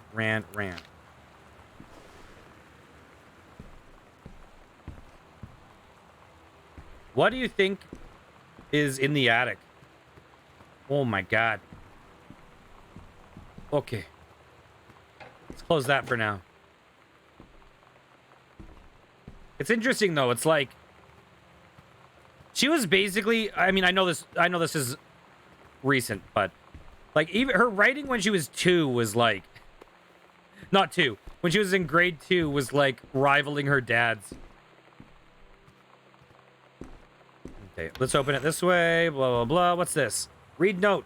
Hey, Sam. Do you want to see Pulp Fiction after school at the Coliseum? It came out last weekend, and Todd won't shut up about it, so either it's good or we can make fun of him for liking it. My mom is supposed to cook dinner for us tonight for a change, but I can just ditch out on it probably. What time? Also, isn't that movie supposed to be really violent? Am I going to barf? According to Todd, it is pretty hardcore. I guess Uma Thurman gets stabbed in the heart with a heroin needle, so that's kind of hilarious. Also, something about cheeseburgers is important. Todd wants to see it again. 7:15, okay? Don't barf. Ha ha ha. All right, see you then. I've never seen Pulp Fiction.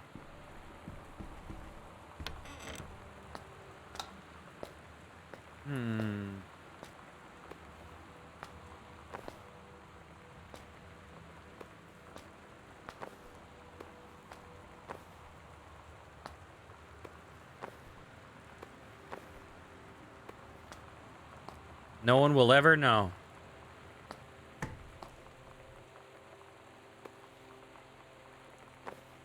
Okay.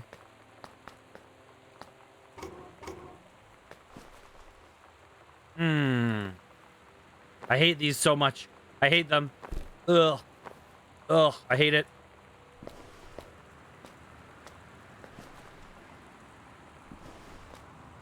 Examine bottle. Wild color. Oh my gosh. Looks like Psycho. Lonnie brought her hair dye over today. She said, I need to fix these roots. Think you could help? Dyeing hair is weirdly intimate. I don't know if I've touched someone else's scalp before. That's pretty intimate, right? It felt intimate.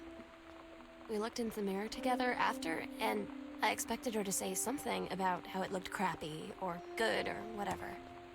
But that's when she said, "You're so beautiful." And she was looking at me. Right in that moment, I wanted to say something, but I waited. And the moment was gone.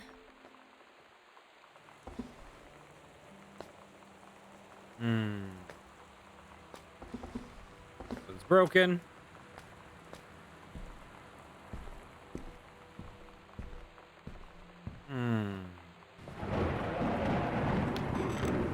What is this place? Is this like the parents' room?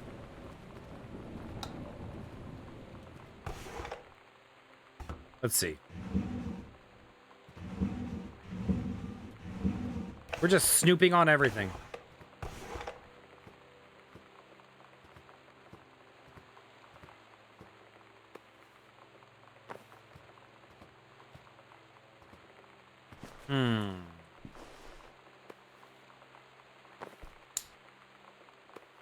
Let's see. Dear Mom, Dad, and Sam, I'm in the tunnel. This is my second passage through the tunnel. I like how every time she's like, "Tunnel!" This is my second passage through the tunnel. I'm on my way back from London, this time going to Brussels, Belgium. Sorry I didn't write you on the way to London, but I was too excited about the tunnel. London was great, Dad. I know you've always wanted to visit, and I think you really should. You'd love it. If you always wanted to come back here as a family, if you all wanted to come back here as a family sometime, I guess I could be convinced. Love you all. Okay.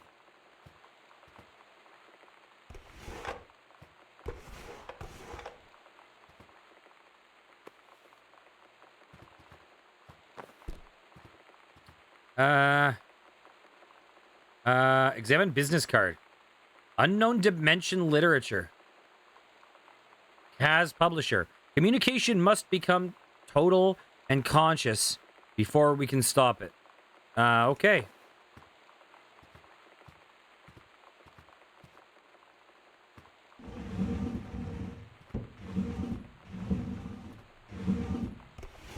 Okay. Mitten, our cat, Caitlin, age 5.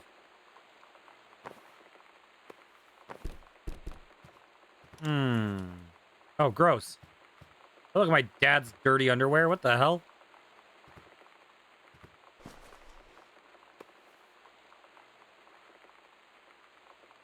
Take your time. I'm glad to have it in good hands, Rick. Walt Whitman, Leaves of Grass. Wait, Rick. This is the mom's side of the bed. She's reading some poetry a guy named Rick sent her. Dear Jan, oh honey, let me tell you, I understand how you feel. Bob and I have had our down periods. It's become a bit of a way of life, actually. You get used to each other, and you live your own lives in the same house. The kids grow up, they go away. I'm sorry this isn't helping, is it? Don't worry. Terry will get over whatever's distracting him. Things will go back to normal. And as for Sam being distant, that's a teenager for you. Nothing to worry about. In the meantime, though, this controlled burn that sounds like quite the adventure. But let's cut to the chase. This new ranger they sent. That's what I want to hear about. Ranger Rick. You have to be kidding me. It's too perfect. You have to tell me everything. And send pictures. I want the whole package. Wait, that sounded wrong. Keep your chin up until Terry is out of his slump. And in the meantime, write more letters to your old friend Carol. She adores them. Carol. So, it sounds like we're in a situation. Here, let's... Oh, God.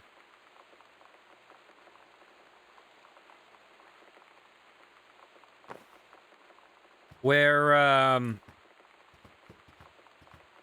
Terrence is kind of in a bit of a career purgatory. His job is getting worse, and he's miserable and unhappy, and, you know, he clearly had dreams that he could not fulfill and is trying to, but can't have it stick. And so his focus is shifting away from the family, and in the process, what was her name? Jan. In the process, Jan is, you know, feeling non-connected, and her attention is starting to sway to Ranger Rick. Meanwhile, we have rebellious Sam, who is actually... What am I hearing? Who is actually quite the writer.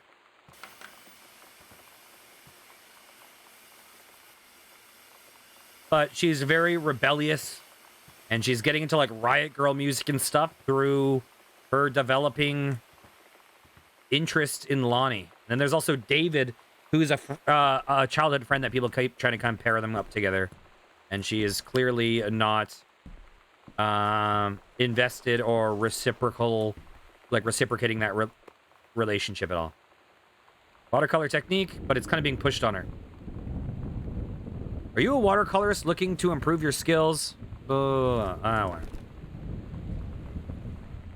Okay, let's take a look at this. Bradford Gregory. Watercolor looking to improve your skills. So is Bradford Gregory. Once. Since he began painting with watercolors at age of 40, he has gone on to win countless awards in national and international exhibitions. Now with watercolor technique for florals and still lives, he shares his years of watercolor experience with you. This book doesn't contain a list of rules, but principles and concepts that can lead you down the path of fulfilling your personal potential as an artist. Ooh, what's that? Overlook Restaurant. Oh, Overlook! Is that like, Twin Peaks? Rick, 8 o'clock Friday. Oh. So she's actually having an affair. We didn't find anything in the... Oh, look, it's a ghost game. Escape from Ghost Mansion. Huh.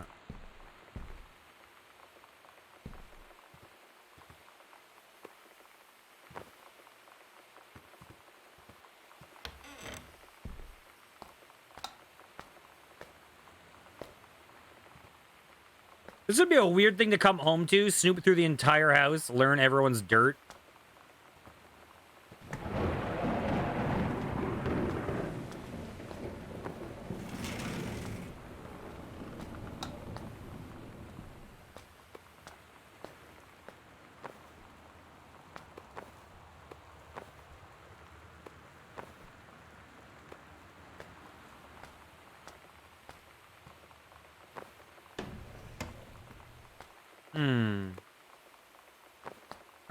Oh, well, we're at it. We don't want to leave anyone out. There we go. And everyone's happy.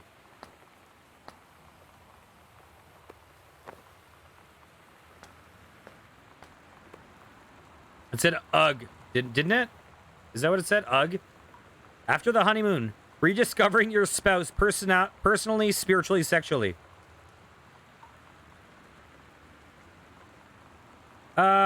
It may seem inevitable that the spark you and your spouse shared on your honeymoon should fade over time, but it doesn't have to. Reverend Alexander Michaels will show you how to rekindle the fire you once had. Part 1 provides simple steps to reopen the lines of communication, allowing you to face the problems you share as partners instead of rivals. Part 2 leverages the Reverend's decades of service to God, helping you connect with a higher power. You'll draw the strength from spirituality you may not even know you have. Part 3 offers a number of fresh and exciting ideas for the bedroom, including a few things that might surprise you. Oh, have you guys heard of a wonderful thing called the missionary position? The reserves of passion for your spouse run deep. You just have to know where to look. Reverend Michaels will show you the way.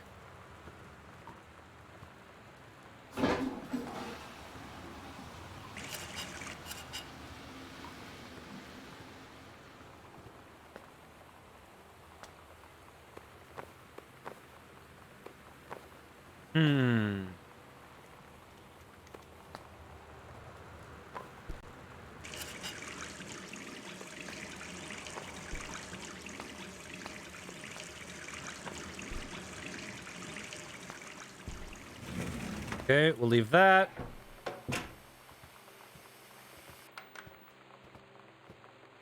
Huh. Okay, where to? What is this room? Oh, this is the bathroom, right? Yeah. Bathroom with the hair dye. Is our room going to be over here? We still need to find 2 keys. Oh, Jesus. What the fuck? Okay, that's weirdly ominous. Katie, Mom and Dad were going to make up the guest room for you to stay in over the summer, but you came home on such short notice that they weren't around to do it. You can use my room if you want. I won't be needing it anymore.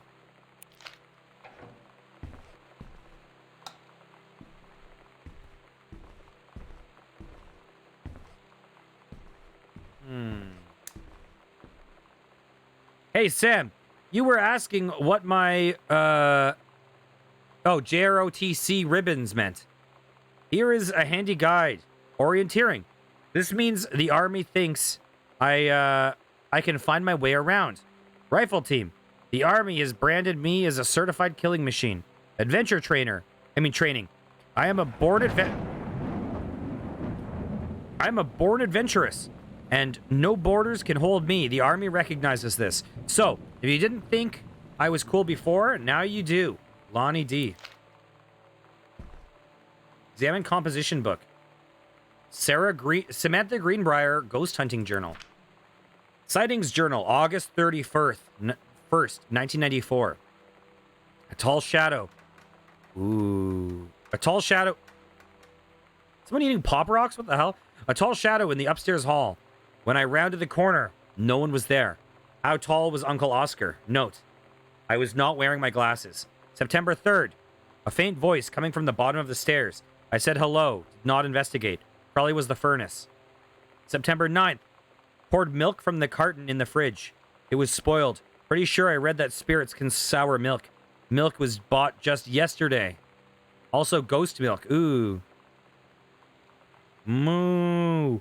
Ooh. October 9th. Lonnie says she feels a presence in the TV room. I suddenly begin to feel cold. We build a protective pillow fort. October 22nd. Lonnie and I employ Ouija board as a medium. Disturbing messages are conveyed from the other side. Oscar is definitely here. October 28th. Enlisted Lonnie to stay up all night and help patrol premises. Recording any signs of otherworldly presence. Lonnie reported many sightings, but all remained unconfirmed. Possible ectoplasm in attic. Probably leaky roof. Sample taken just in case. Despite... probably due to leaky... Okay, despite our best efforts, we both fell asleep around 4 a.m. All in all, a successful night.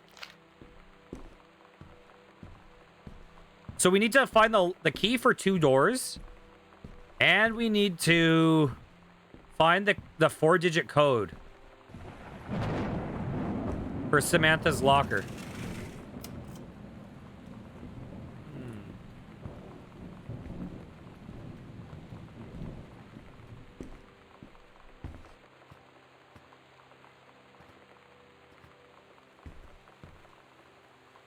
This room was open. Okay, let's go over here for a second. Sam's dark room. Do not enter if red lights are on. Okay, we'll go back there after.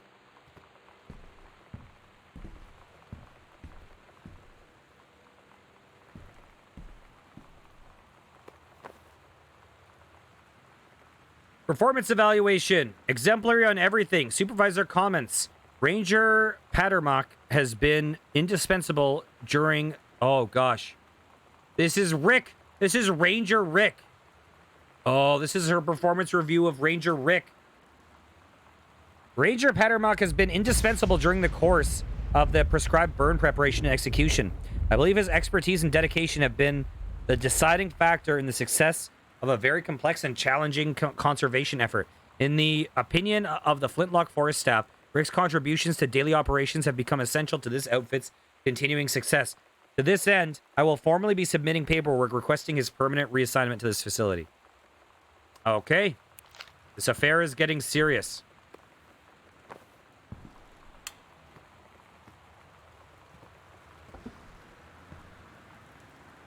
Halloween show, The Misfits. They're awesome. Don't forget your costume. See you there. Stygian Lounge. Sometimes you just have to lie to Mom and Dad. Like when Lonnie asked me to see a band with her and stay over at her friend's place in the city after. That's a lie to Mom and Dad's situation. But it was so worth it. The girls on stage were just so loud and real and awesome. And everybody was moving together like one huge tide of sound. Between 2 songs, Lonnie leaned over and said, "How do you like your first show?" I was so happy. I felt tears starting in my eyes. And then she up and hugged me. I think she could tell.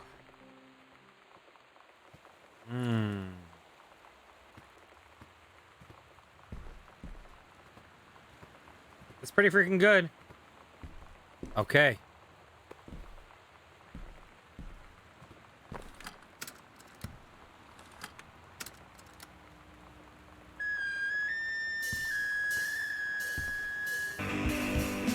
Okay.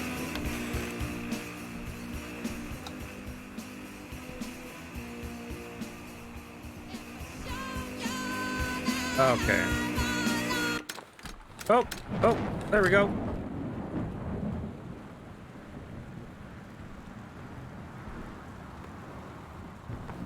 I wonder if they like licensed real bands' music or if they made it for this specifically. Examine book. Let's see.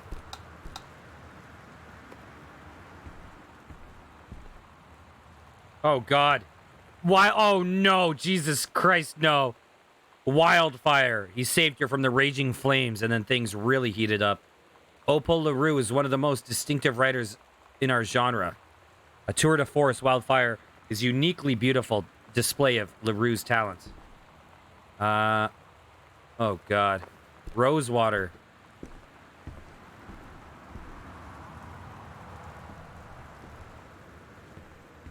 I was confused for a second. I was like, Rosewater sounds familiar. And I was like, oh, that's because Amnesia just had a loading screen about it. Okay. Healthy choices. Skills for a healthful life. Oops. Lonnie, holy crap. I was in the library. I noticed something in the corner. I found a secret passage, and it had Oscar's creepy old stuff in it.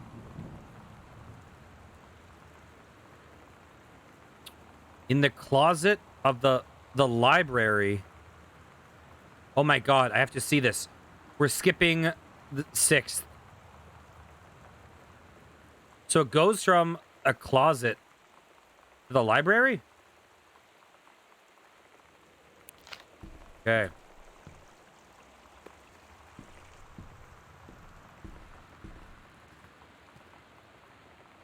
Heavens to Betsy. For Sam. What does this say?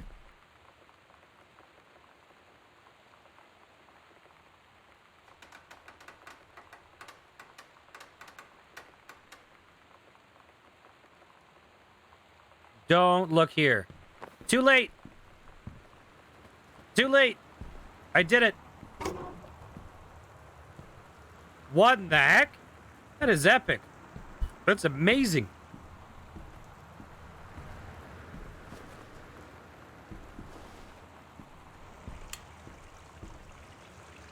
Okay. What in the world? Captain Allegra and the first mate. My costume, your costume. Oh.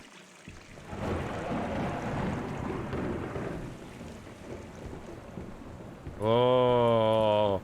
Have we seen anything that will... Okay, let's really quickly... Wait, what did that say? Review journals. Okay.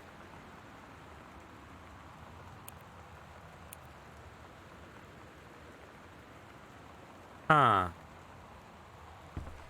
I don't think we've seen anything that has the code yet, right? Have we? 4-digit code. Locked. Okay. That's locked. The downstairs. We've read that.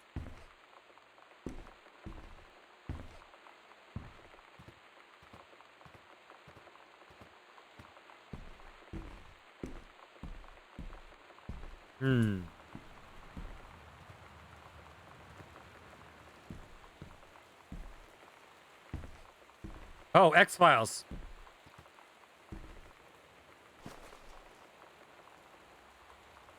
Ah.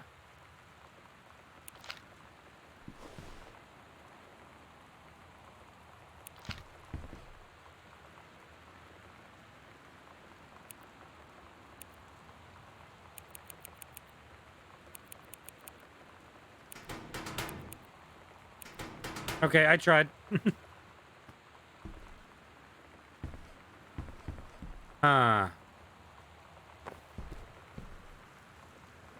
Anything that jumps out to us with a 4-digit number.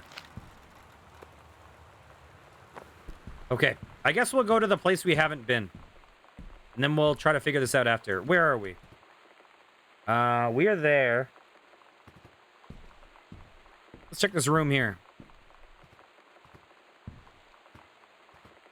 So it's in the closet.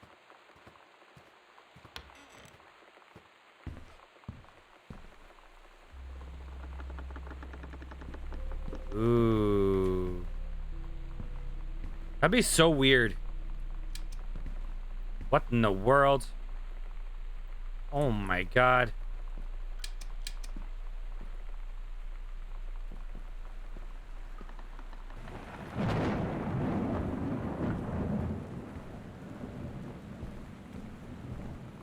Huh. Jesus. God damn it.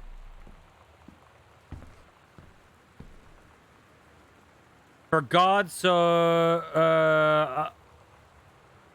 loved the world, he gave his only son. Okay.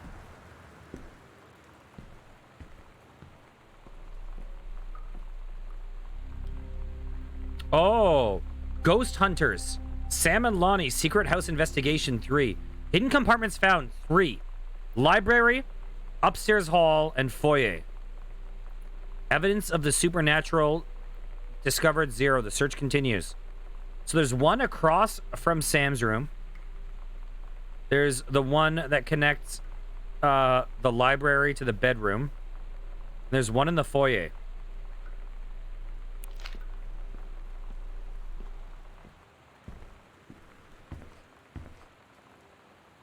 Okay.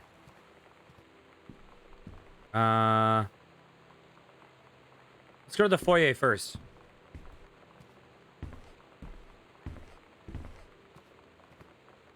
Wait, which way are we? Where are we? Am I going the wrong way? I think I am. Here we go.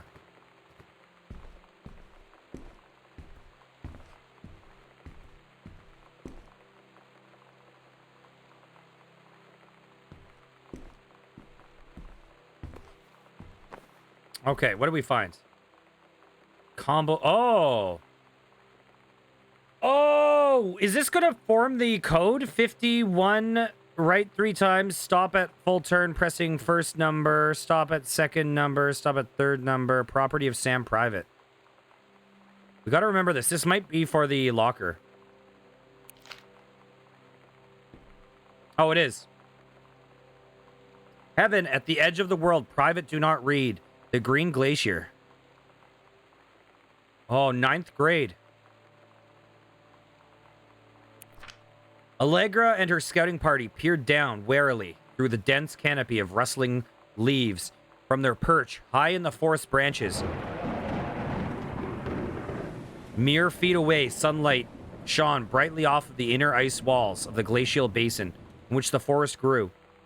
It was a strange sight indeed. Such lushness juxtaposed with frigid ice formations. Allegra leapt forward without hesitation. Bounding through the high branches, the first mate had been captured by the Green Glacier's Amazonian tribe. His life hung in the balance. We have to hurry, Allegra's party followed behind, moving quietly as a breeze through the greenery. Allegra landed in the clearing and shouted, "Stop!" She saw the Queen Amazonian up on her pedestal, reaching for the lever that would drop her first mate into the vat below. She shouted, "No!" and flung her saber at the Amazon's reaching hand. But it was too late. The first mate screamed as he fell toward the water. So the first mate changed into a girl as she started developing feelings towards a girl, evidently.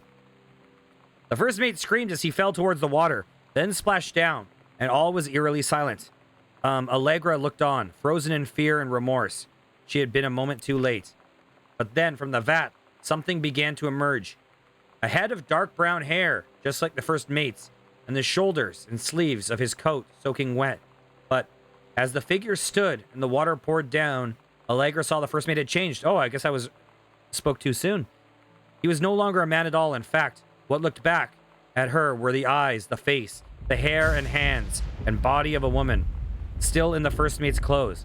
Still, the first mate, she, spoke in a soft, clear voice. "Captain?" The Amazonian queen said, "She is one of us now. She is ours." Allegra drew her magical flintlock pistols from her belt, and her crew readied their swords. Allegra glared into the queen's eyes and said, "That's the love of my life, and you can't have her." Okay.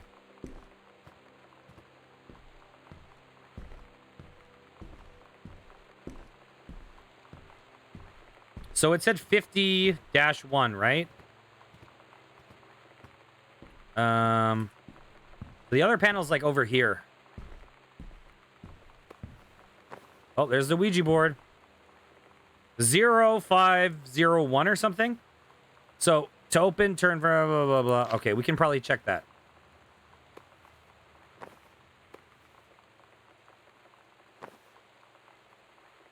One, hello. 2, who are you? Oscar. 3. What do you want? To come back? They stopped. Okay. So, let's open our backpack real fast. To open, turn first number to the right 3 times. Blah, blah, blah. Well, we don't need to do that. We can literally just type this. 0, 51.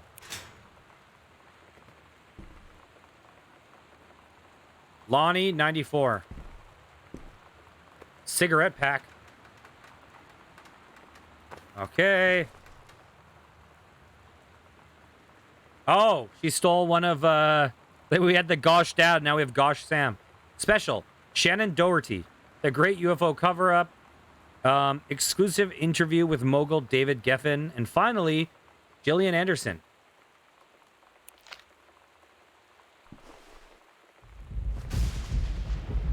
Okay.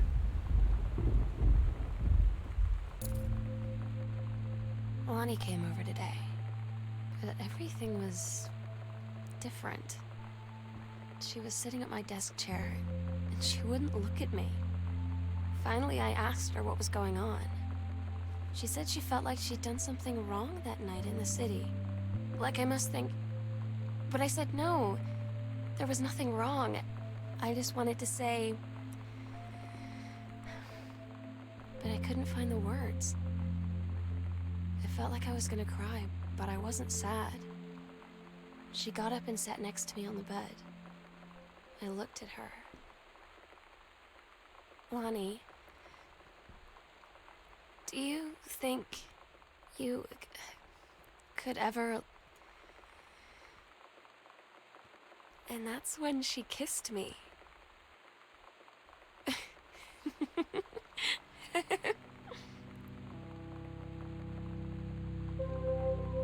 Okay.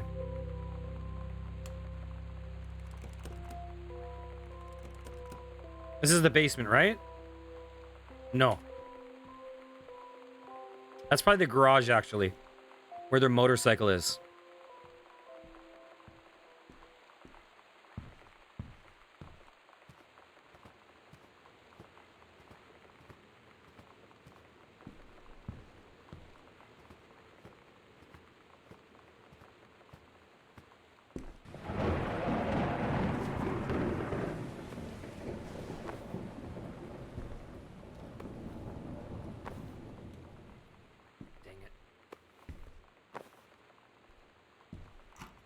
Okay, let's head down into the basement.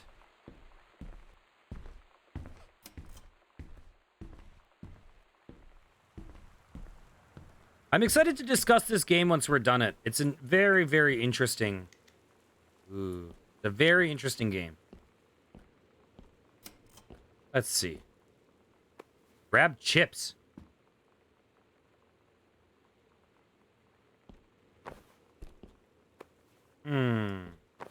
What is this? Dear Samantha, I would like to cordially thank you for having me to your abode for the Thanksgiving holiday with your lovely family. I enjoyed the flavorful potatoes, and also it was weird being around your parents for that long, but it was pretty funny how impossible it is for your dad not to be awkward for more than 30 seconds at a time. Very cordially yours, your close friend and confidant, Lonnie D. A fancy man? Quite. It's like the Monopoly guy. Dear Miss DeSoto, allow me to take this opportunity to thank you in kind for being such a gracious host of the festivity at your father's estate. Following the aforementioned meal with my parents, your family's Thanksgiving feast was the more enjoyable of the two events, I must say. I especially appreciated the time I spent with your grandmother, who is a lovely woman with a sterling taste and a refined air. Let's do it again. Same time next year, shall we? Indeed, Madame Samantha Greenbrier, Esquire.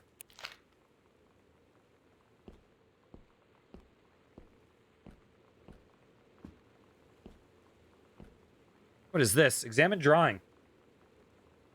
Samantha plus Lonnie. It's different now. I mean, we still hang out all the time like before. But now when no one else is around... Well, you know. So you could say we're dating. But it's secret. Secret dating? I don't know. I mean, I guess that's the real difference. Now when we get off the phone or go home for the night, or it's just quiet and we're alone, we say I love you.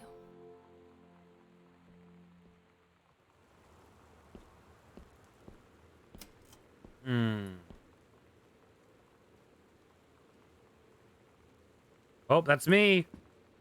Good old Caitlin. Oh man, one of my old sex ed assignments. Now oh, it's the same one. Oh, it's the same one. Menstrual cycle. An ovum starts to develop. When the ovum is developing, the lining of the uterus is getting thick and soft. Wait, there's a check and an X. The ovary releases the ovum. It travels through the fallopian tube. If the egg has not met the sperm, it dissolves. After about 2 weeks later, the lining of the uterus is not needed for pregnancy. It comes through the vagina. Another ovum starts to develop once in the ovaries.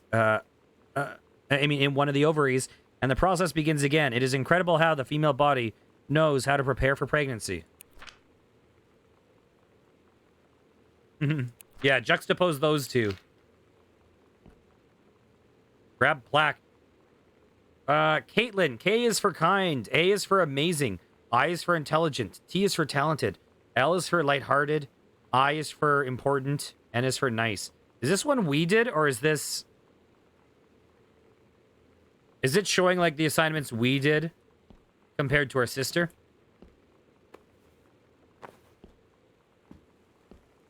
Yeah, because these are all Katie boxes. Who for their project? Like, I do a project for myself. I'm going to make a plaque for myself that is an acrostic of how awesome I am. Carly. C is for coolest, charismatic, and charming. U is for unbelievably amazing. R is for radiant personality. L is for a lovely atmosphere. And Y is for, you know. You know how it is.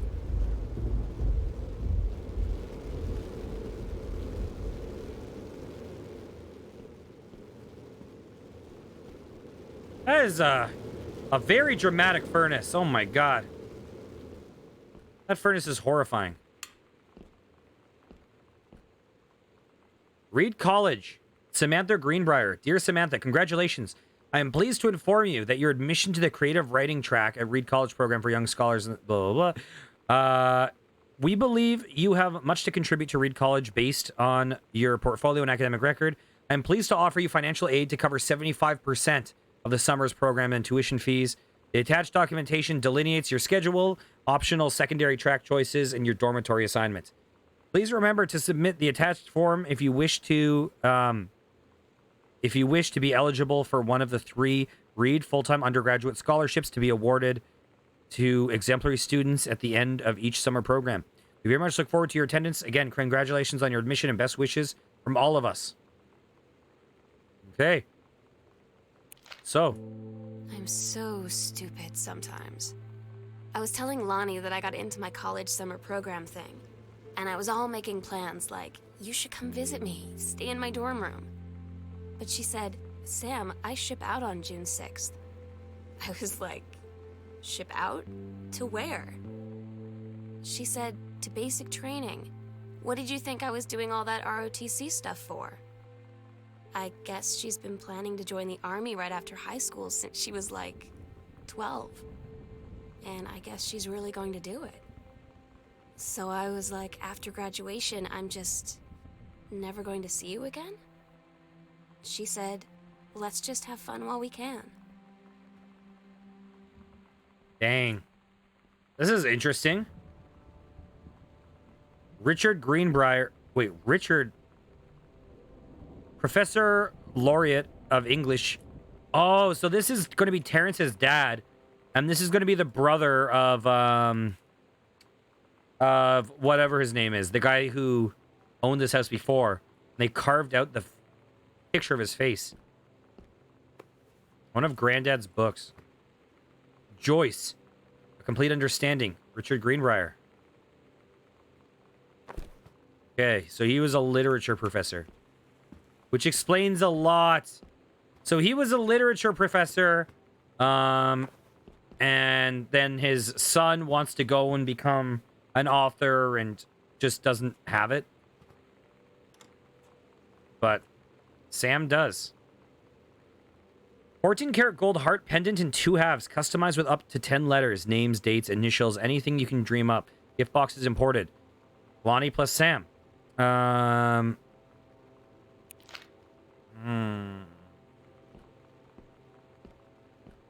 like the music tone. Mason's Pharmacy Soda Fountain welcomes Boone County youngsters. The cheeks of Goodfellow High School students were rosy today, as each and every last one stepped up to the newly christened soda fountain at Oscar Mason's Pharmacy downtown. Following the many months of renovations, including a brand new dispenser to mix fuzzy water with any number of flavored syrups, and glass-topped ice cream case, and a glass-topped ice cream case from which to scoop to the heart's delight, Mr. Mason has long a well-loved fixture of Main Street, looked overjoyed to welcome the throng of young people.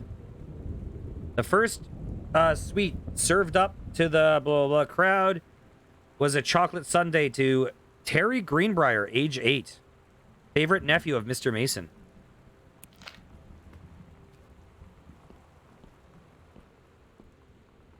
One of Dad's books with something stuck to it. Accidental savior. We got to see this in the light. Dear Terrence, thank you for sending along the copy of your newly published book. An author's first published manuscript is a momentous occasion. I read it this afternoon. I certainly recognized my son in the subject matter. An author's work is the externalization of that which he holds dear, and that which he fears. And in this respect, I believe your work was successful. But the lens through which the personal Sean was needlessly clouded by genre cliches and implausible Demester's science-fictional Deus Ex Machina. The great authors speak of their lives milieu in clear and honest tones. The lens crystal that refracts their thoughts without distortion. I congratulate you on surviving this great ordeal that is publication, and rest assured that readers of your chosen genre will lap up copies hungrily. But I urge you to shed artifice. You can do better. Oh, you can do better. With a father's love and encouragement, Richard Greenbrier. You can do better is what was carved on his,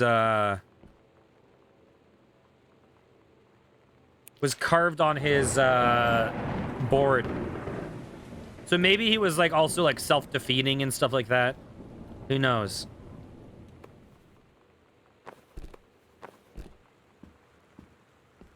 Clearly that was, a hard thing for him to read. Open folder.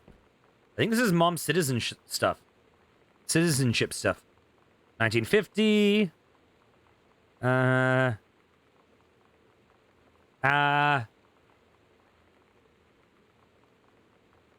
She's from Canada, which is why her friend went to Winnipeg, clearly. Is there anything that will jump out to us? Because, my God, I'm struggling reading this. Do we get to see her maiden name here? No. Whatever.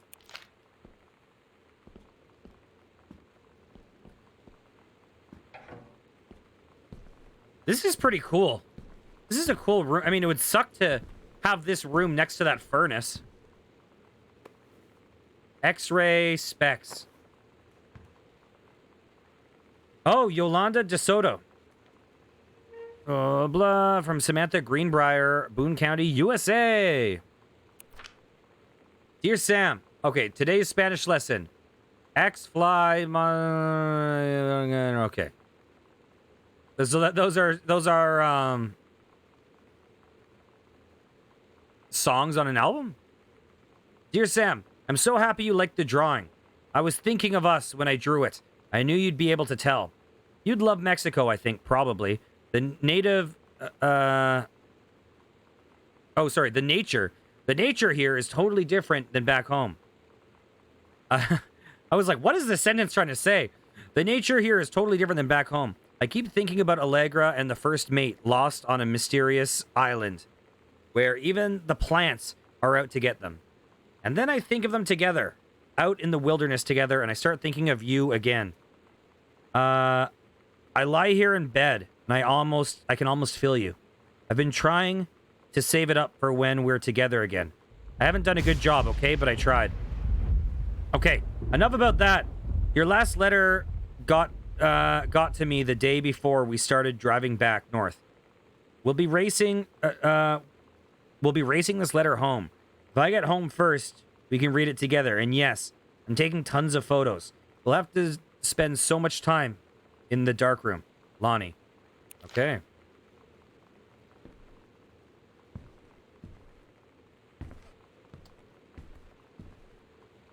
Are there no mirrors in this house?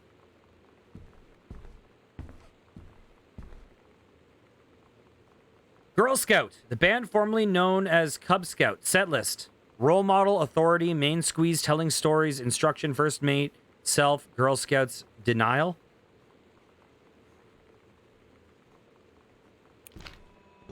Todd's band lost their singer. Todd said he sucked. Lonnie said he got sick of Todd's shit, and he was complaining about needing a new singer. So Lonnie was like, I can sing. And they were all kind of like, you can? And she was like, probably. But she's been rehearsing with them for like a week now. And I finally got to see them play in Todd's basement today. And she's actually really amazing. I feel so proud when she's on stage. It's incredible being in awe of someone you love. So everybody knows it's like a temporary situation till she ships out in June. But till then, I'm gonna be at every single show.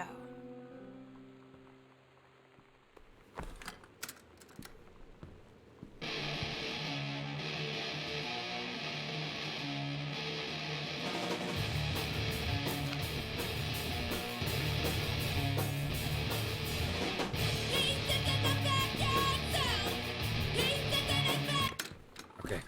Leave that there for now. Is there something in here that we can read? Nope. Okay. First floor plan. Dang it. Dang it. Oh, look at this. Oh, look at this. Terry, age 6, 7, 8, 9, 10, 11, 12. He clearly had a growth spurt then. 1963.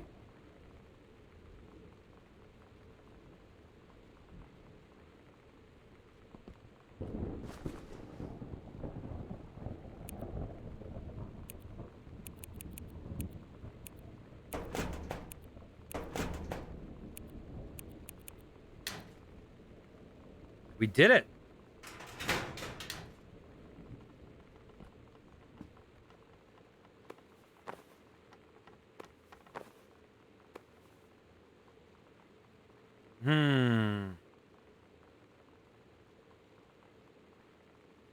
So what do you think the deal is with Oscar and Terrence?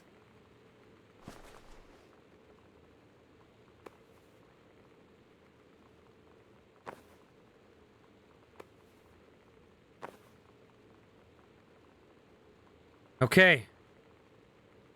Mary Greenbrier. So do you think I have two theories.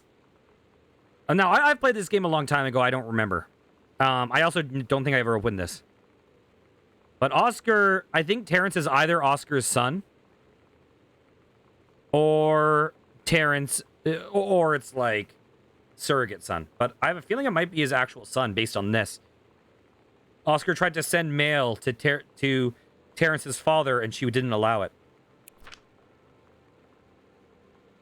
Oh, no.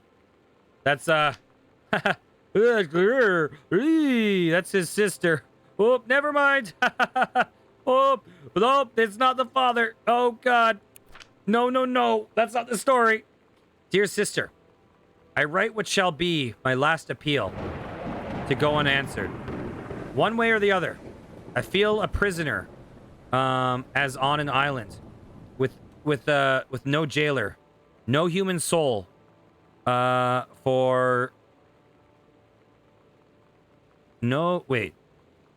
I feel a prisoner on an island with no jailer, no human soul for consume only. I'm sorry, guys. I struggle. My one mind examining itself, endlessly searching for relief. In the years since transgression, I have sought for absolution. Only bore forgiveness in good faith. I have removed myself from all temptation. Oh, good God. I have removed myself from all temptation.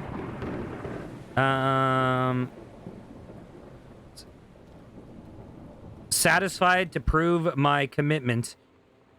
Hasn't. I can imagine since mother is pressing. What? Oh, since mother is passing. Sorry. Satisfied to prove my commitment. However, I can imagine since mother's passing, I have yearned for nothing more than the acknowledgement of my own. Is that my own? Oh gosh, my eyes are dying. The acknowledgement of my own kin, to be treated as human again, to breathe the air of human spirit once more. By grace, even a wretch. By grace, even a wretch like me could be saved, but I do not expect it.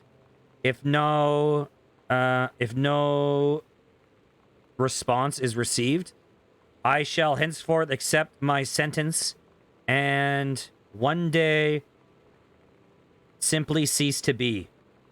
With a brother's love always, Oscar Mason.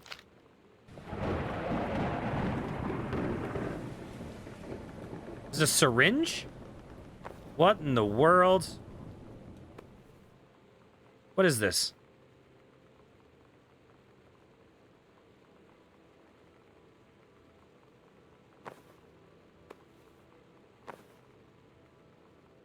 What in the world?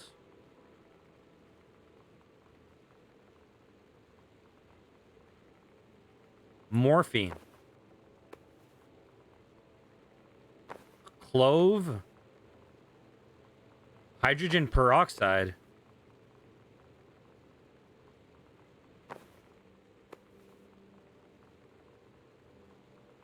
Huh. So what exactly happened here? So clearly he had some relationship with Terrence. But then he did some transgression occurred, which cut him off from Terrence and the family. Which, you know, doesn't work. Okay. A toy? This is kind of unsettling.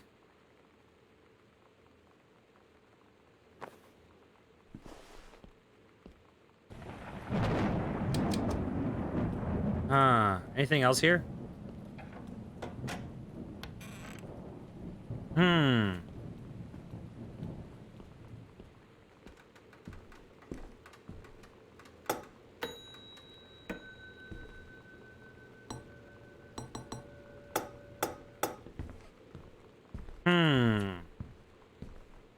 Let's take a look at the map real fast. Servants' quarters. Jeez.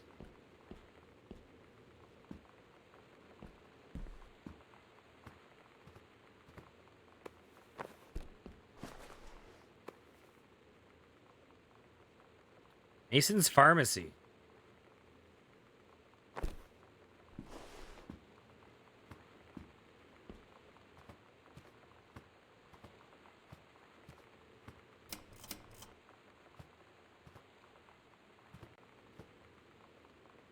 Like, is the implication that he did something to Terrence? I'm not sure.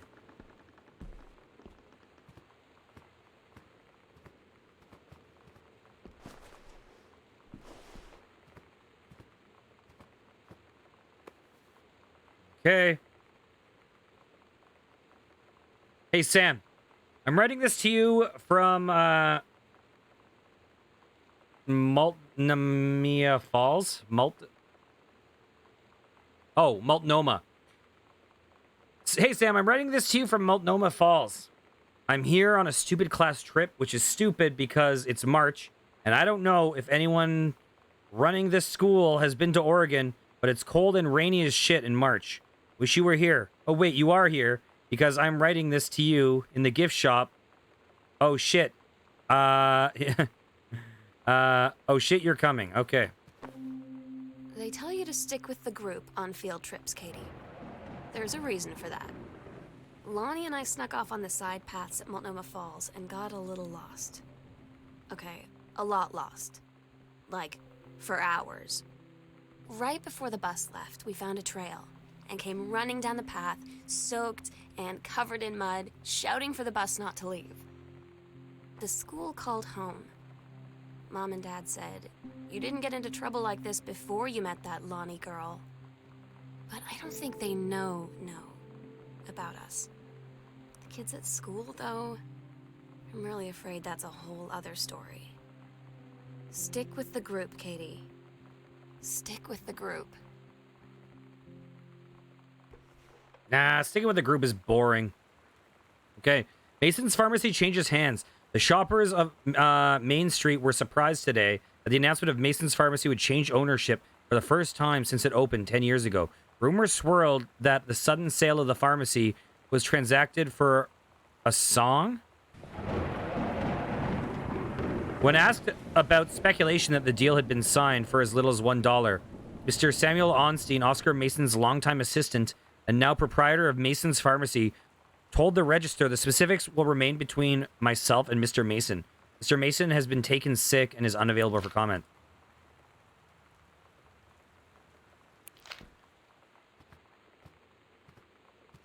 So, like, I don't know if I'm reading into this wrong, but is the implication that Oscar Mason molested Terrence and then was cut off from the family?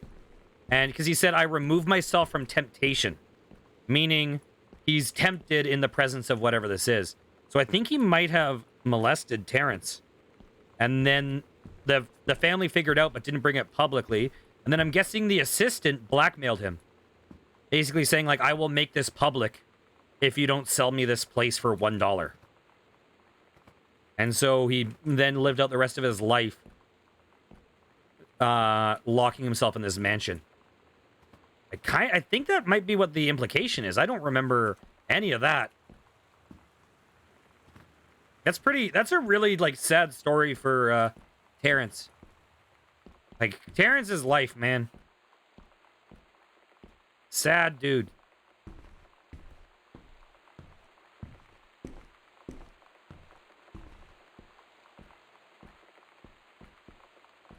Where the hell is this?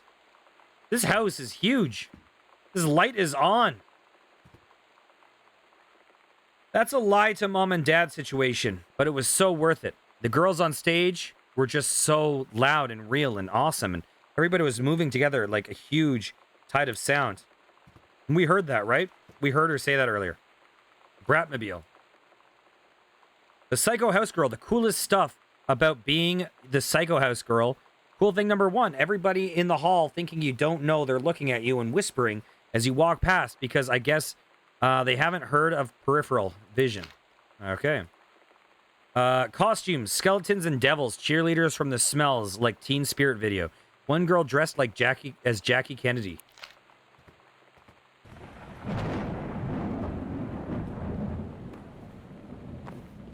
Found a hidden sock and another cassette.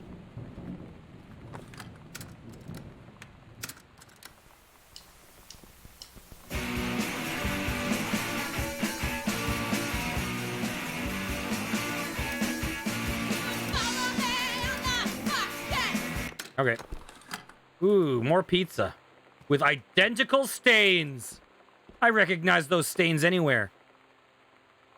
Girl justice now. To Samantha Greenbrier. Dear Miss Greenbrier, I appreciate the time and effort you put into writing your letter. It showed initiative and was well written, but it does not change my mind on this matter. While I understand that Miss DeSoto is a friend of yours, the fact of the matter is that she defaced school property with profanity. The fact that she allegedly defaced her own locker in retaliation for another student doing the same to yours is immaterial. As to your complaint that no other student has been punished for their part in this incident, the fact is that no guilty party has come forward, and there has been no convincing evidence as to who might have defaced your locker. In other words, there is no one to punish. I would suggest letting this issue drop, as it will only bring more unwanted attention to yourself, which I believe is what you claim began this whole incident in the first place. Okay, it seems like a wonderful principle. Oop. I don't get Lonnie sometimes. Like, her band, and our zine, and her hair, and everything are all anti-authority. But I watch her in JROTC, and she's doing drills in perfect formation, following orders, no question. And there's all this stuff in the news about don't ask, don't tell. Like, she's going to join the army and then have to lie about who she is. She said they don't need to know what they don't need to know. Like it was no big deal. This from the girl who trashed her locker to, like, defend my honor. I've learned when to stop arguing, though. I don't think Lonnie even gets Lonnie sometimes.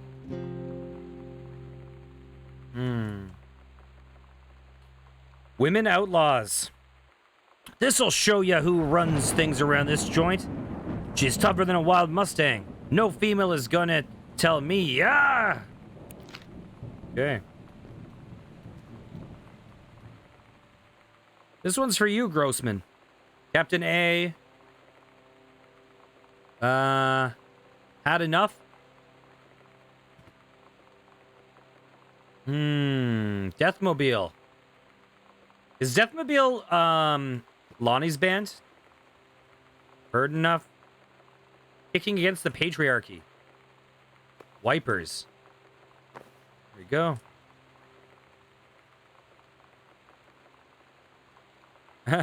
That's them.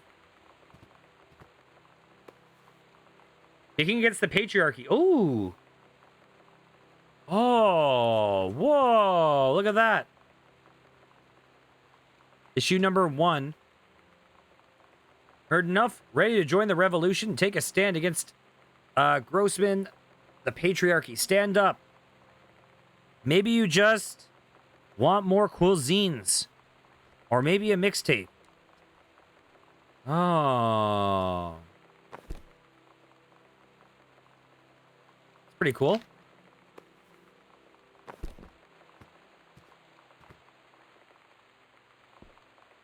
Wait, why is there a second bag of unfinished chips? Why didn't you finish the first bag? Sonic Youth, The Amps, Bikini Kill, Sunday, blah, blah, blah. Okay. What's in here? Where am I? Oh, I'm on the other side of the locked door. Wait, did I finish off the basement first? This house is crazy.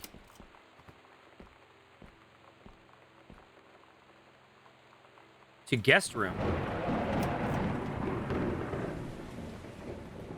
It's kind of creepy if this dude was a molester and then he has a house with like guest rooms and secret compartments and stuff. This dude's creepy as fuck. Read note. 1963. Oh, so we solved that without the code. I mean, we got the code from the year on the wall, but, you know. Okay, let's go this way. This house would be cool as hell, though. Bruce Pendleton. Dear Head Conservationist Greenbrier, due to your exemplary management of the Flintlock prescribed burn operation last year and the service's need for experienced personnel to your dear Head Conservationist, okay. And the service's need for experienced personnel to direct regional operations, we would like to offer you the position of Regional Conservation Management Director, responsible for operations throughout the Northwestern Oregon. Your assistance would be sought to fill your previous position on site at the Flintlock National Forest.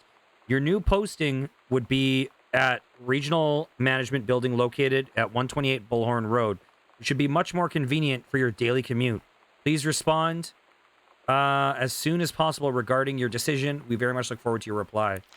Okay, so they want her to move. But she wants good old Ranger Rick. Oh, he wants to learn Spanish. Hey, Lonnie, sorry my mom was such a bitch last night. She's hardly ever around since her forest is like an hour away. And then when she is home, she takes it out on you. Like, because you're not a member of the family, she knows you won't call her on it. And I'm sorry. It's okay, I know. She's just jealous of our cool and freewheeling lifestyles. I feel sorry for you. I'm lucky my mom lives in Florida. You have to have a mom every day. Sorry, I didn't mean to bring up the mom thing like that. I know I shouldn't complain. No, I'm being serious. My mom is a psycho Christian, and her new husband, Don, is a complete tool. Living in Florida with him is her eternal punishment in my mind. So, you wouldn't rather live with your mom in Florida? I think that answers that.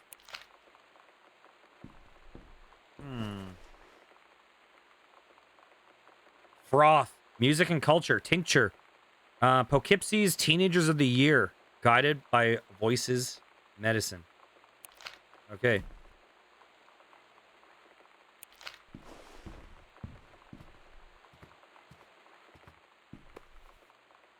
What? Okay, I'll check that after. We need lights.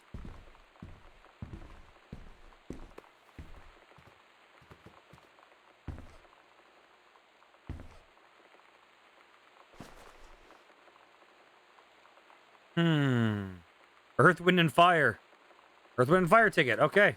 Can we open this door now? There we go. Amazing. We've looped around.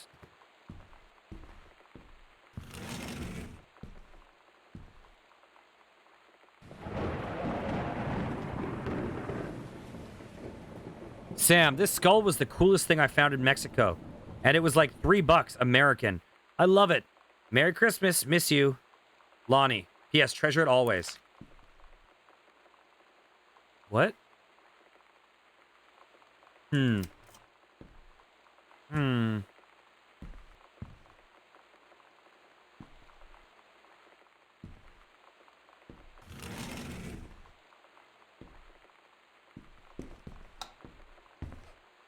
just check out the layout. This house is freaking massive. Oh my god.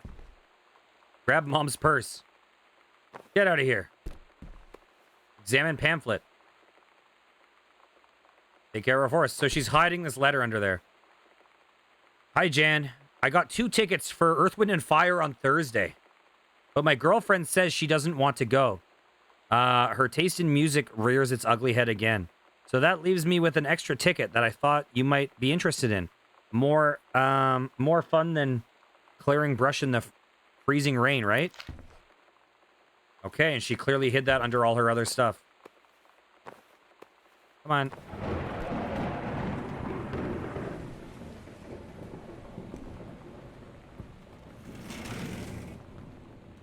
The mom definitely does not come across as the most likable person in this story.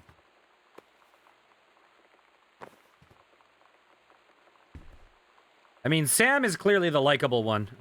But, and then, Terrence is just like, his story's just freaking sad as hell.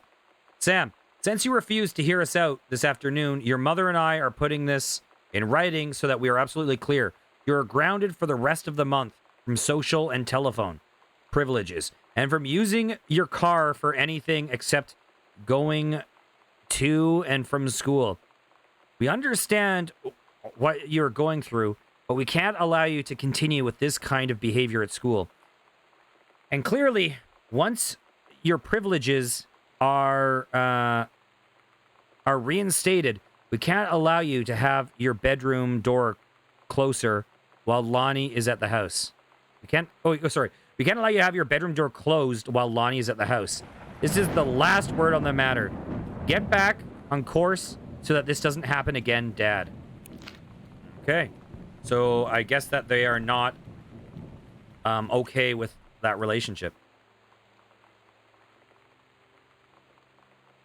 Samantha Greenbrier, disciplinary referral. Samantha Greenbrier from teacher distributing inappropriate materials on school grounds. Phone calls to students' parents.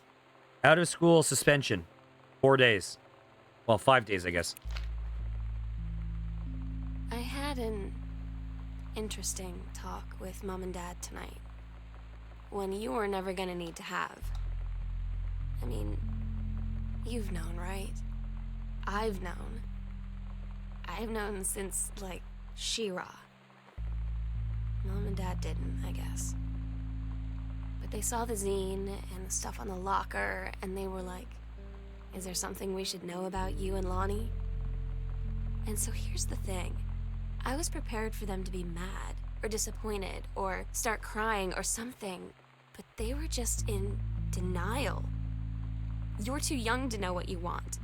You and Lonnie are just good friends. You just haven't met the right boy. It's a phase. That's what I didn't see coming. That they wouldn't even respect me enough to believe me. Well, joke's on them, because they're in for one very long phase. Okay. Another one of the postcards I sent. Hi, Mom, Dad, and Sam. The Vatican is weird. As you can see, the Catholic Church still has a lot of money left over from the Middle Ages. I've gotten to see all of the art, including the Sistine Chapel ceiling, and the sculptures by Michelangelo, Donatello, and the rest of the Ninja Turtles. Mom, we'll have to come back together. I would love to be here with someone who really appreciates the history behind everything. Also, Sam, they have various relics, as in pieces of important dead people. So you should probably come too. Next step, Barcelona. Calm down, Dad. I probably won't get gored by a bull. Probably. Love, Katie. God, no butts in heaven.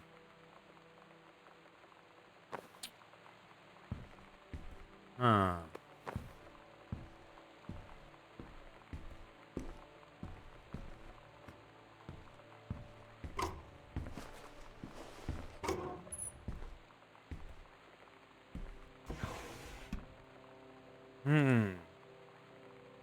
First off, congratulations. Janice Greenbrier, Regional Director. And I say congratulations because, come on, you're going to take the job, right? What are you waiting for? An engraved invitation? Call them back. But in the meantime, let's discuss this little outing you had with our favorite flannel-clad hunk. What a blast. But you sound like you're reading a lot into an innocent night out. Are you sure there's something there?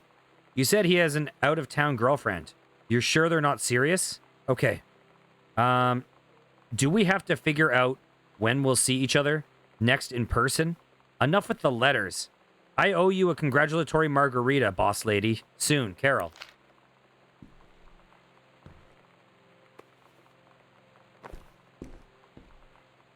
And can you imagine if Terrence read one of Carol's letters? They're so incriminating. The Accidental Warrior. Don't give up on this, honey. Terrence Greenbrier. Crumpled, uncrumpled manuscript. So I guess he wrote a novel, or was writing a novel and then crumpled it and threw it out.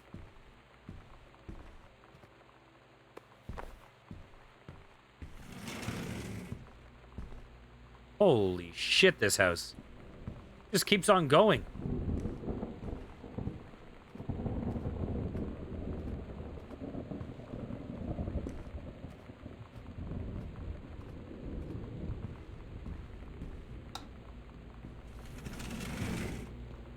Oh. Another tape player means another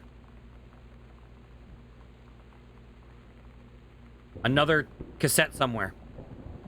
November 1st, 21st, 1963. John Russell knows that the president's life hangs in the balance, but who would believe him?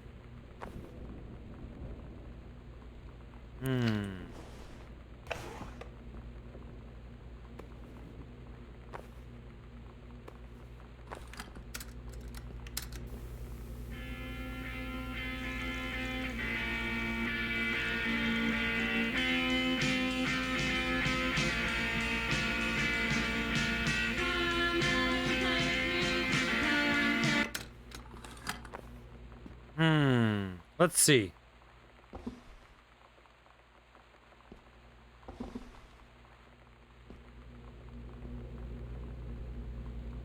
Oh, that's the pizza we get. Sam's schedule: working at Crown Burger on Bethel Road. Monday, Wednesday, Thursday, Friday. Okay. Read invitation. Mr. and Mrs. Jonathan Blair request the honor of your presence at the marriage of their daughter, Helen Margaret, to Mr. Oh, God. Oh, no! To Ranger Rick. Jonathan Blair requests the honor of your presence at the marriage of Helen Margaret and Ranger Rick, the Fling. Sunday, the 4th of June, 1900. Oh, dang it. That sucks for her. Holy shit.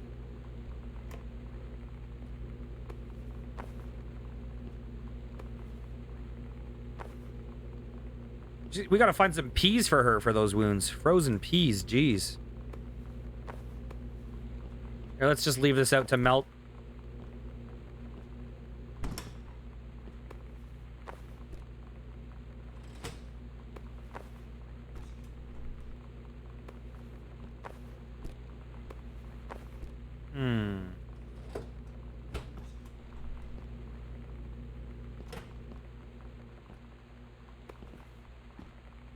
There we go.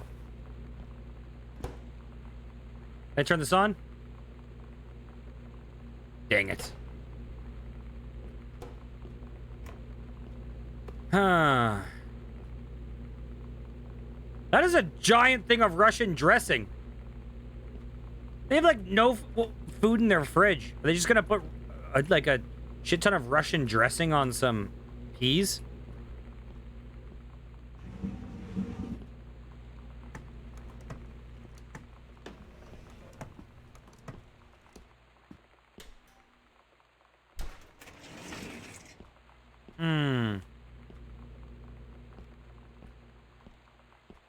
This place is a mess.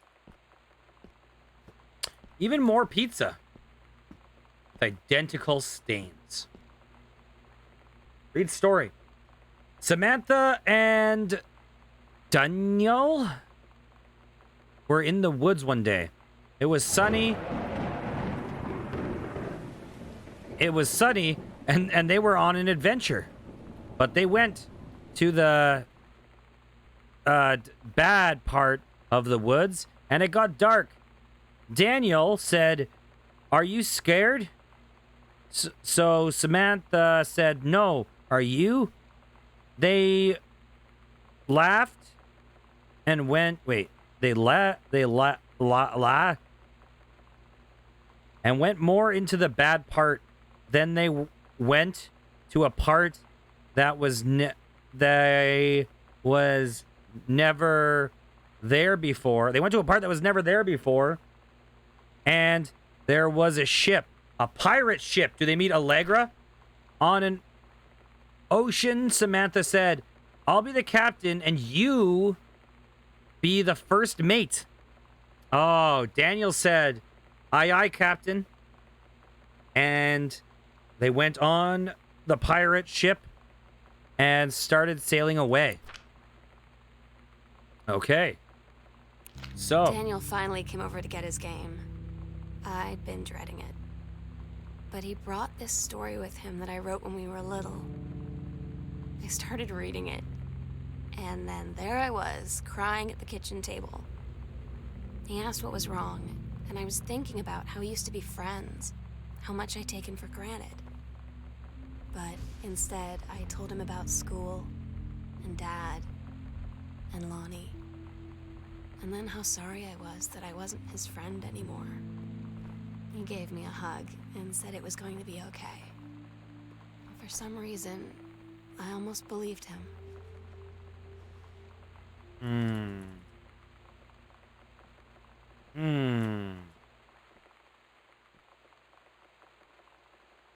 Katie comes home this month. We'll call with exact date. Rick's wedding. Can't make it. Send regrets. Yeah, of course not. You serious? Anniversary trip. Oh, this is so depressing. Charity junk pickup. Basement. Dentist Sam. Forest. Forest logs. Church potluck. Okay. Well, I feel like right about now, Jan should take that job. Take that job.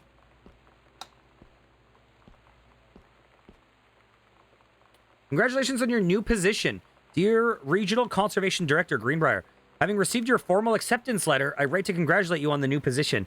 As Regional Conservation Director of the State Forestry Service, we wish you luck in the final weeks at Flintlock National Forest and very much look forward to welcoming you to your new desk in the State Forestry Office at 8 a.m. Good thing she chose that job.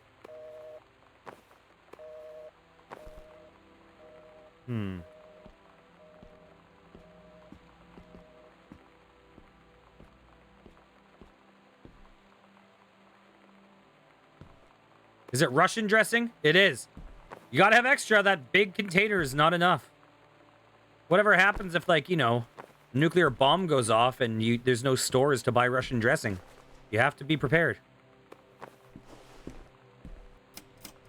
Anything in here?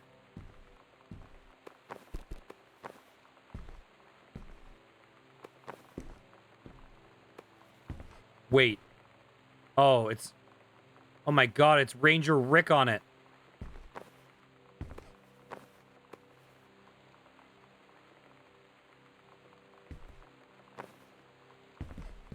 This is her version of the Playboy. Okay. Let's go.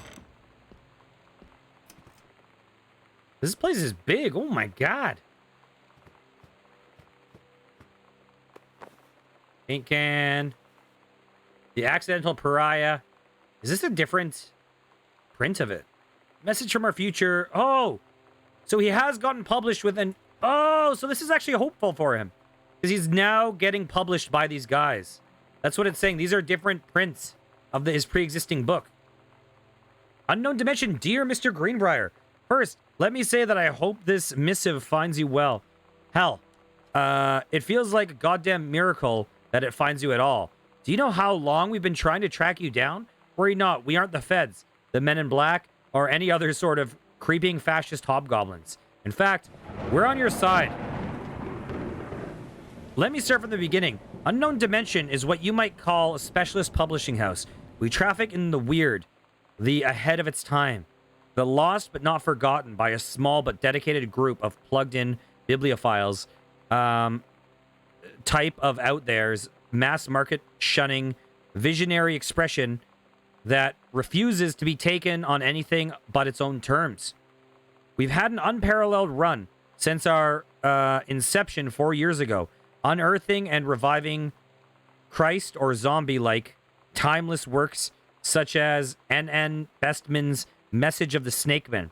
It's Inside Me by Jens Keller and Emil Krieger's oft-banned Venusian Flesh Traders. Oh, that book sounds amazing. But ever since we discovered tattered copies of your Accidental series at a church rummage sale in Long Beach, New Jersey, we've been trying to track down the author of this weird and dark American outsider art. It's just the kind of forgotten portal into 20th century civilization anxieties and delusions that our readers lose their minds over. James Bond and Harrison Ford might be the dick-swinging heroes that modern suburban America wants. But John Russell, mild-mannered insurance agent by day, reckless history revising sociopath by night, is the twisted peacekeeper that it deserves. It is our mission to bring him back to life. Okay, so I've typed plenty. What do we want from you? We want your permission to reprint your work. Since your original publisher, Mercury Books, folded a decade ago, we want you to supply a new foreword for the books to appear in the brand new editions of The Accidental Savior and The Accidental Pariah, to be produced by Unknown Dimension as a limited run and marketed directly to our highly discerning customer base. And we want to offer you a portion of the proceeds, contract to follow, assuming you're interested in coming along with me, with us on this weird odyssey. We look forward to embarking with you and thrusting your work screaming back into the sweating palms of unsuspecting American public. It's about time. Blast off. Okay. So it looks like he's having a little bit of his story is actually getting a little bit more hopeful. Are we going to see the motorbike?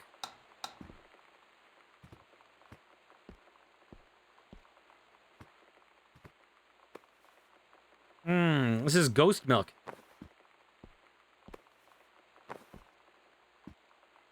What is that? Crown Burger Sam asked me about clown combos. So she threw that out.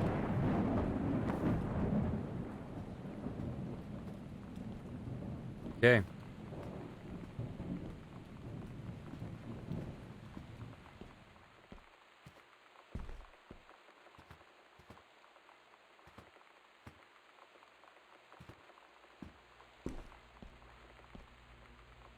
Okay. Okay. Where to? So we need a key to the attic, right? Where have we not been? We haven't been down here.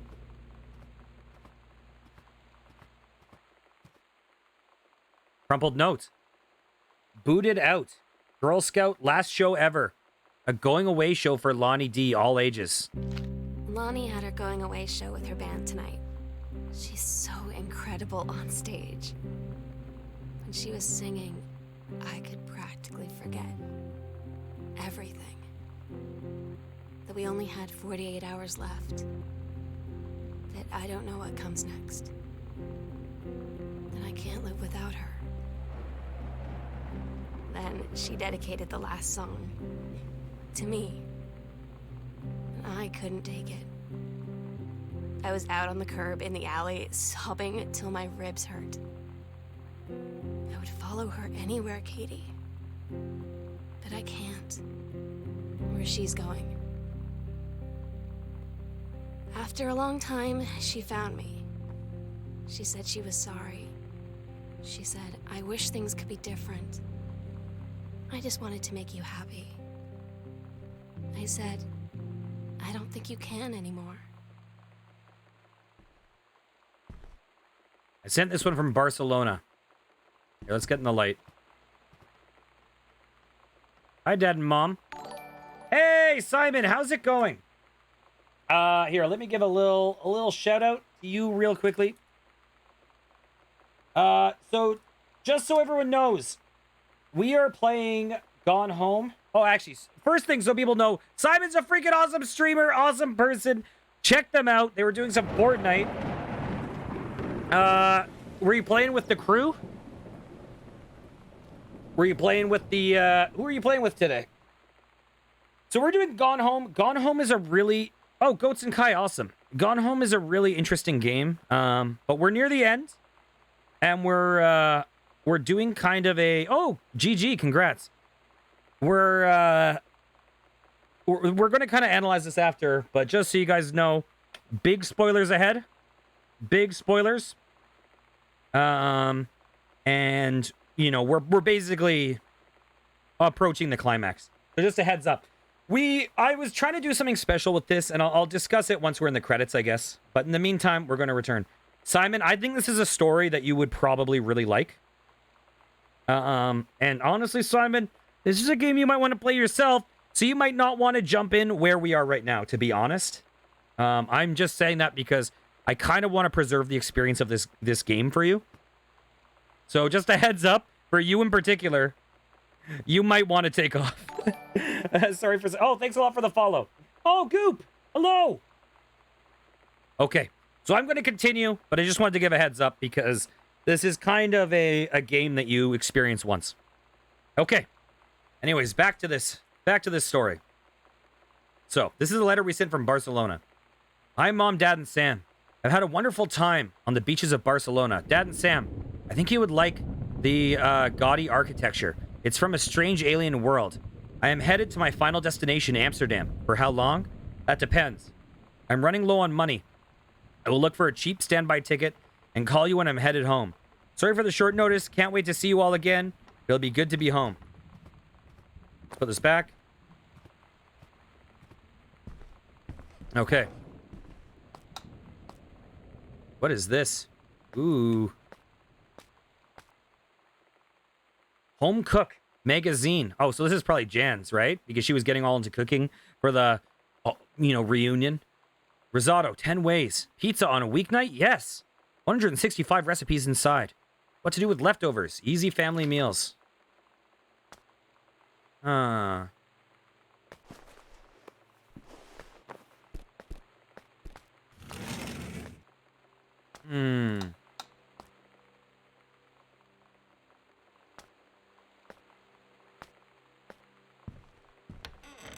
Okay. I think we're nearing the end of this main floor. What is that? Is that a button? The Slits. That's a good name for a Riot Girl band for sure. Okay. What's in here? Oh, it's Pip. Sam, I wish I knew how to explain it better. The army. The army is this thing I grew up with. It's part of me. My dad's army friends were like Smiley. I've always known it was where I'd end up. I'd never thought of it any other way. I wish things could be different. Maybe someday, when I'm settled at a base, and you're done with college, and you're a famous writer, and I can rebuild a tank engine with my eyes closed. Things will be different, and we can be together. Until then... Dang it. Okay, she watched that.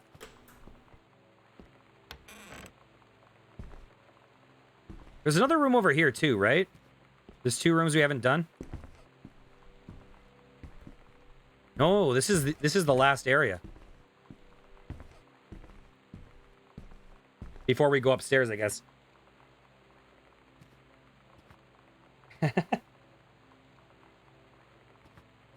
Wait. He went in again? Oh no, it was him? He did it?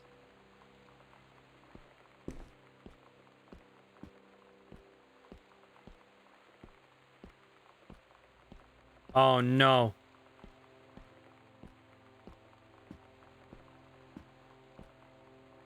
Grab manuscript. The Accidental Human by Terrence Greenbrier. That's very hopeful. Examine pamphlet. Strong Pines, a couples counseling retreat. That is also hopeful. Oh, so they're gone on couples counseling while I return. Accidental Pariah, a bunch of notes.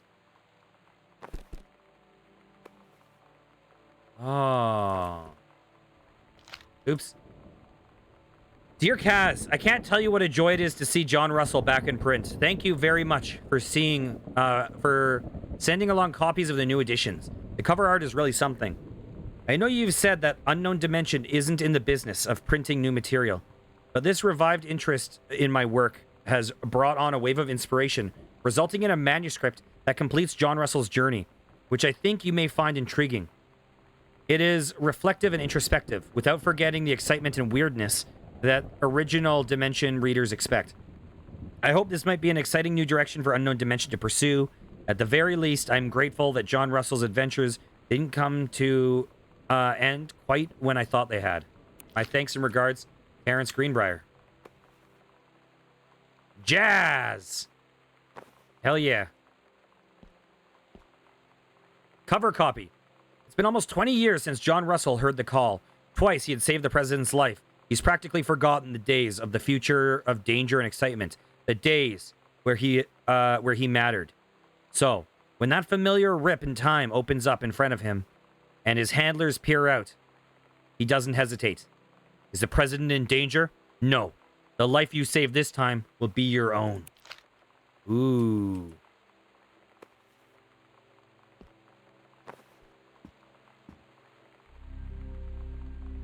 Where we'll do it. Midnight, June 5th. Final preparations are complete. Secret door in the foyer again. We agreed our last night together would be our happiest ever. And we'd forget tomorrow was going to come at all. It worked for a while. We had a good time seeing Oscar off. Then ran up to the attic to look through our photos. To find one for Lonnie to take with her. And looking at them, I realized they were all in the past. And there wouldn't be any more. And I didn't know what I was going to do. And I cried. And she held me. She said she knew it was hard, but life would move on. I said I didn't want my life to keep moving without her. That's when she cried too.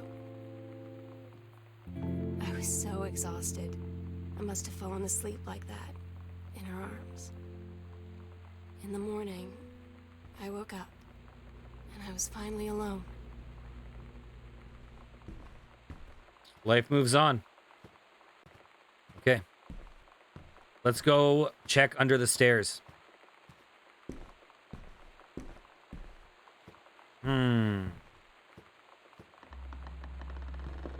This is so many secret panels. Holy shit.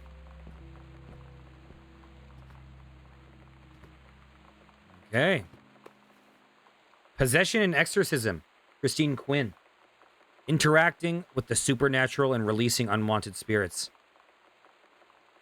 Noted psychologist Christine Quinn guides the reader through the detection of spirit possession in oneself and others, the release of displaced or trapped spirits, and the procedures involved in successful exorcisms. The healing of lost souls is a particular focus. Allowing loved ones and local entities to move to the next plane is something the core of a spiritual cleansing. A fascinating exploration of processes connecting us to the other side with a real practical value. Honey snaps. Fuel for winners. The food pyramid.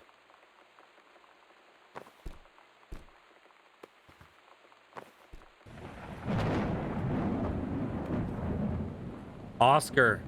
They're trying to exorcise Oscar Mason.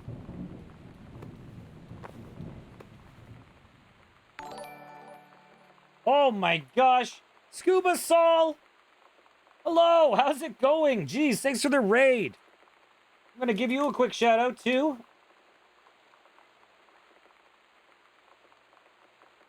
Guys, if you do not know Scuba Sol is an awesome streamer. Big part of the retro community. Oh, you're playing Hades today. How are you liking that? That is one of those games that I've never played, but it is on the list.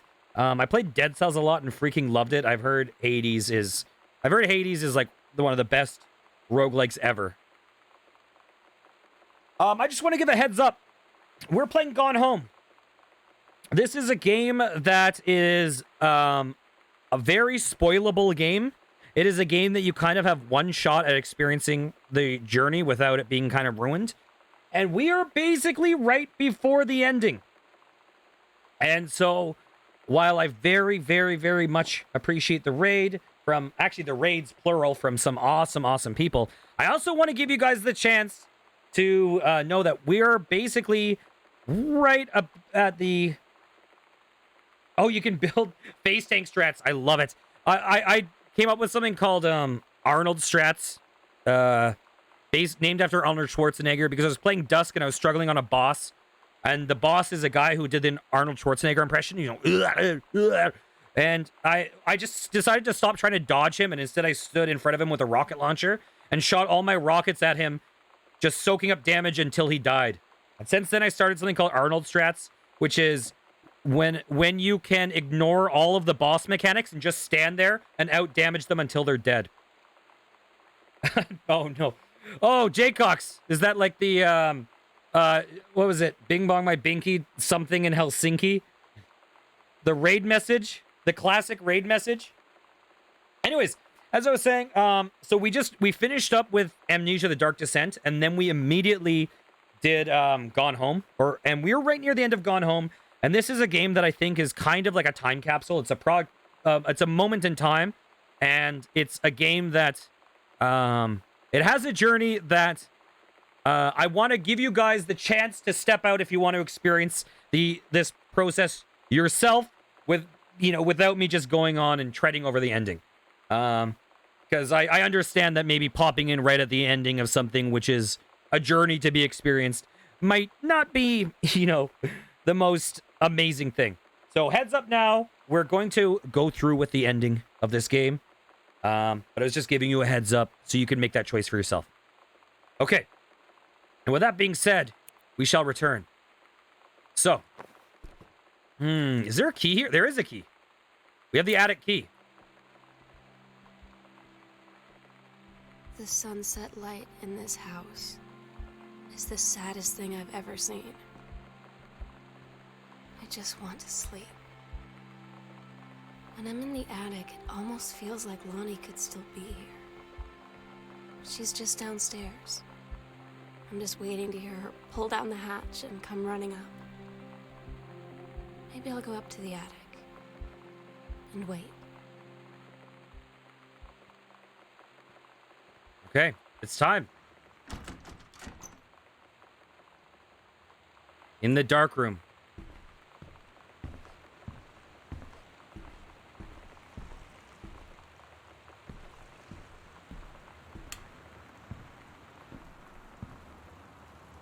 Examine drawing. Sam, I'll always remember what we had. Stay strong. Kick ass. I love you. Lonnie. Oh my god. Katie.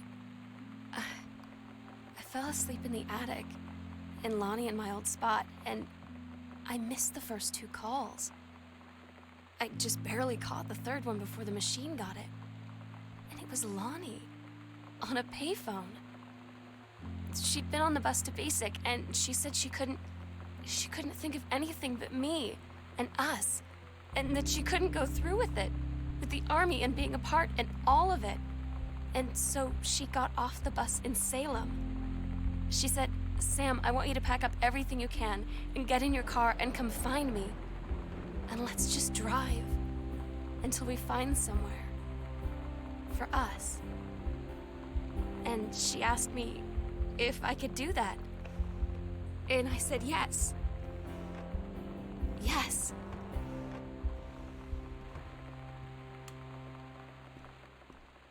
Okay.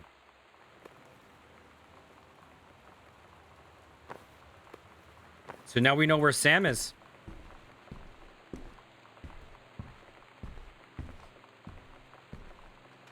Read letters to Katie.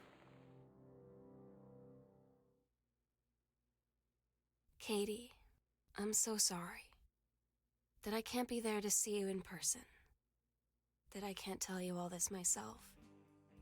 But I hope as you read this journal and you think back, that you'll understand why I had to do what I did.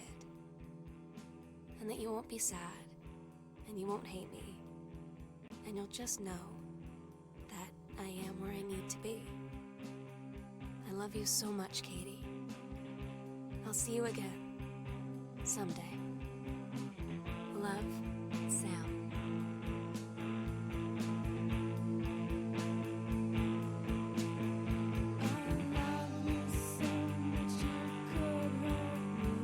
And that's Gone Home. Okay, so now we can actually discuss this game.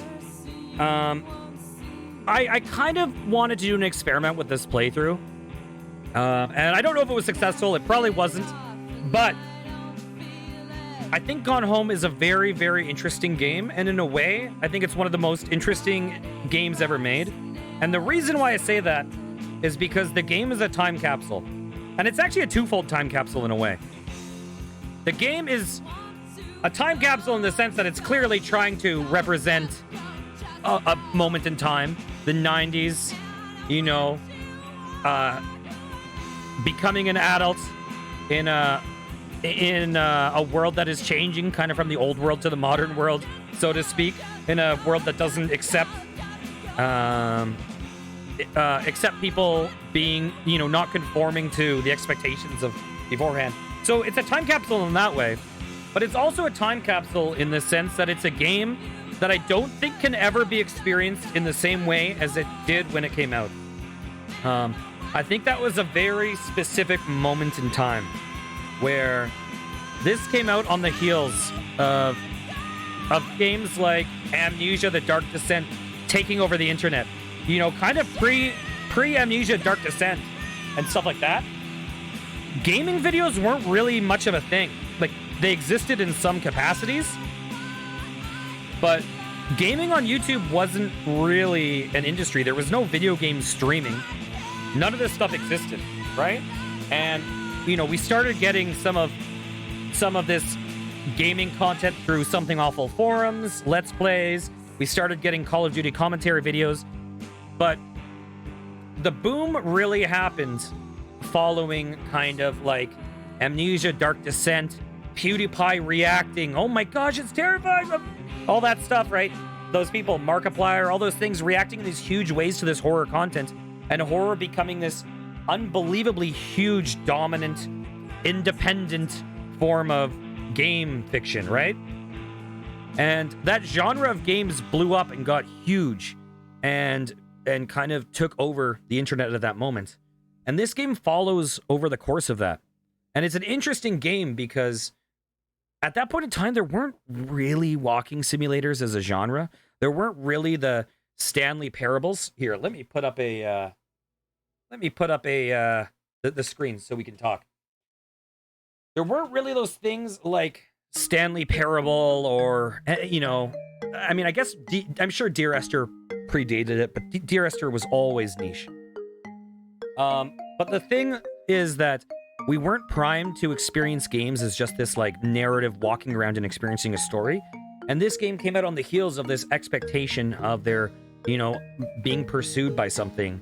This, and so it came out in this moment of time of making you think this was the next Amnesia and then subverting it and telling a really beautiful story.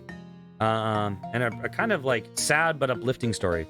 And so it's interesting because I think this game, when it came out, meant a lot to a lot of people. And I think now, if you experience it fresh, it's still a good story, right? But it's also a story that it feels different because it doesn't have that subversion. It doesn't have that moment of expecting one thing and viewing the story through the lens of horror and hearing the lightning and thinking you're hearing footsteps and viewing it as this one thing and over time realizing it's something else. Now I think people would largely go into it this knowing what this game is and experiencing it as it is. And I do think from its outset it was built because of that moment in time. I think it was built to be that subversion, and I think I think that experience is lost. So I was trying to, on some level, recreate that feeling that I don't know if it's possible to recreate that feeling. That might just be a moment in time that's gone. But it's a really interesting thing to attempt. The other thing that I think is interesting about this game, replaying it, is that it reminds me a lot of another game in terms of storytelling. Although obviously it's presented in a different way, but I think it strikes some of the chords that made Unpacking special, which was, yes, we are going to end, which is that we are learning the story gradually over time through observation. Now, this game is definitely a lot more narrative than Unpacking was. Unpacking was us just piecing things together, but based on like inference. But this game definitely has a really interesting journey that I'm glad I was able to share. Okay, I want to give 3 quick shoutouts. Firstly, shout out to Moorant. I'm very thankful for the raid from them. I have not checked them out before, but I have followed, and I will definitely go and check them out now. And I would also, of course, love to shout out one of our best friends. What does the Simon say? I, again, appreciate your raid. Simon is just an absolutely wonderful person. Just a consistently amazing person and a really entertaining streamer. And they do lots of rhythm games. They do lots of competitive shooters. And then they do other stuff, and we also play with them and troll them, which is always fun. And also, thanks a ton to Scuba Sol. Scuba Sol is definitely... I don't know if it's weird for me to say like a core of the retro community, but a core of this retro community I'm familiar with, which is just quite a welcoming, fun community with a lot of familiar faces. And Scuba Sol is definitely an amazing part of that. Definitely recommend checking them out for sure. And now with that, I think maybe we should take you wonderful people that joined us and hop over to someone else. So, are we feeling some... Hey, let's go say hi to... You know what? I know who we're going to say hi to. We're going to say hi to... oh, gosh. Mighty Love, who we used to know as Sir Mighty Mousy. I believe that the first raid we got was in response to us raiding them some time ago. But Mighty Mousy is... Or Mighty Love, sorry. Is one of the early streamers we met on here and is a really entertaining guy. And definitely worth checking out. Let me see. Did I do that right? Invalid raid target. Oh my gosh. Let's try this again. Mighty Love. There we go. Thanks for the journey, guys. I hope you have a wonderful evening. Take care, and I'll see you guys later. And thanks again for the support, everyone. Love you guys. Mwah.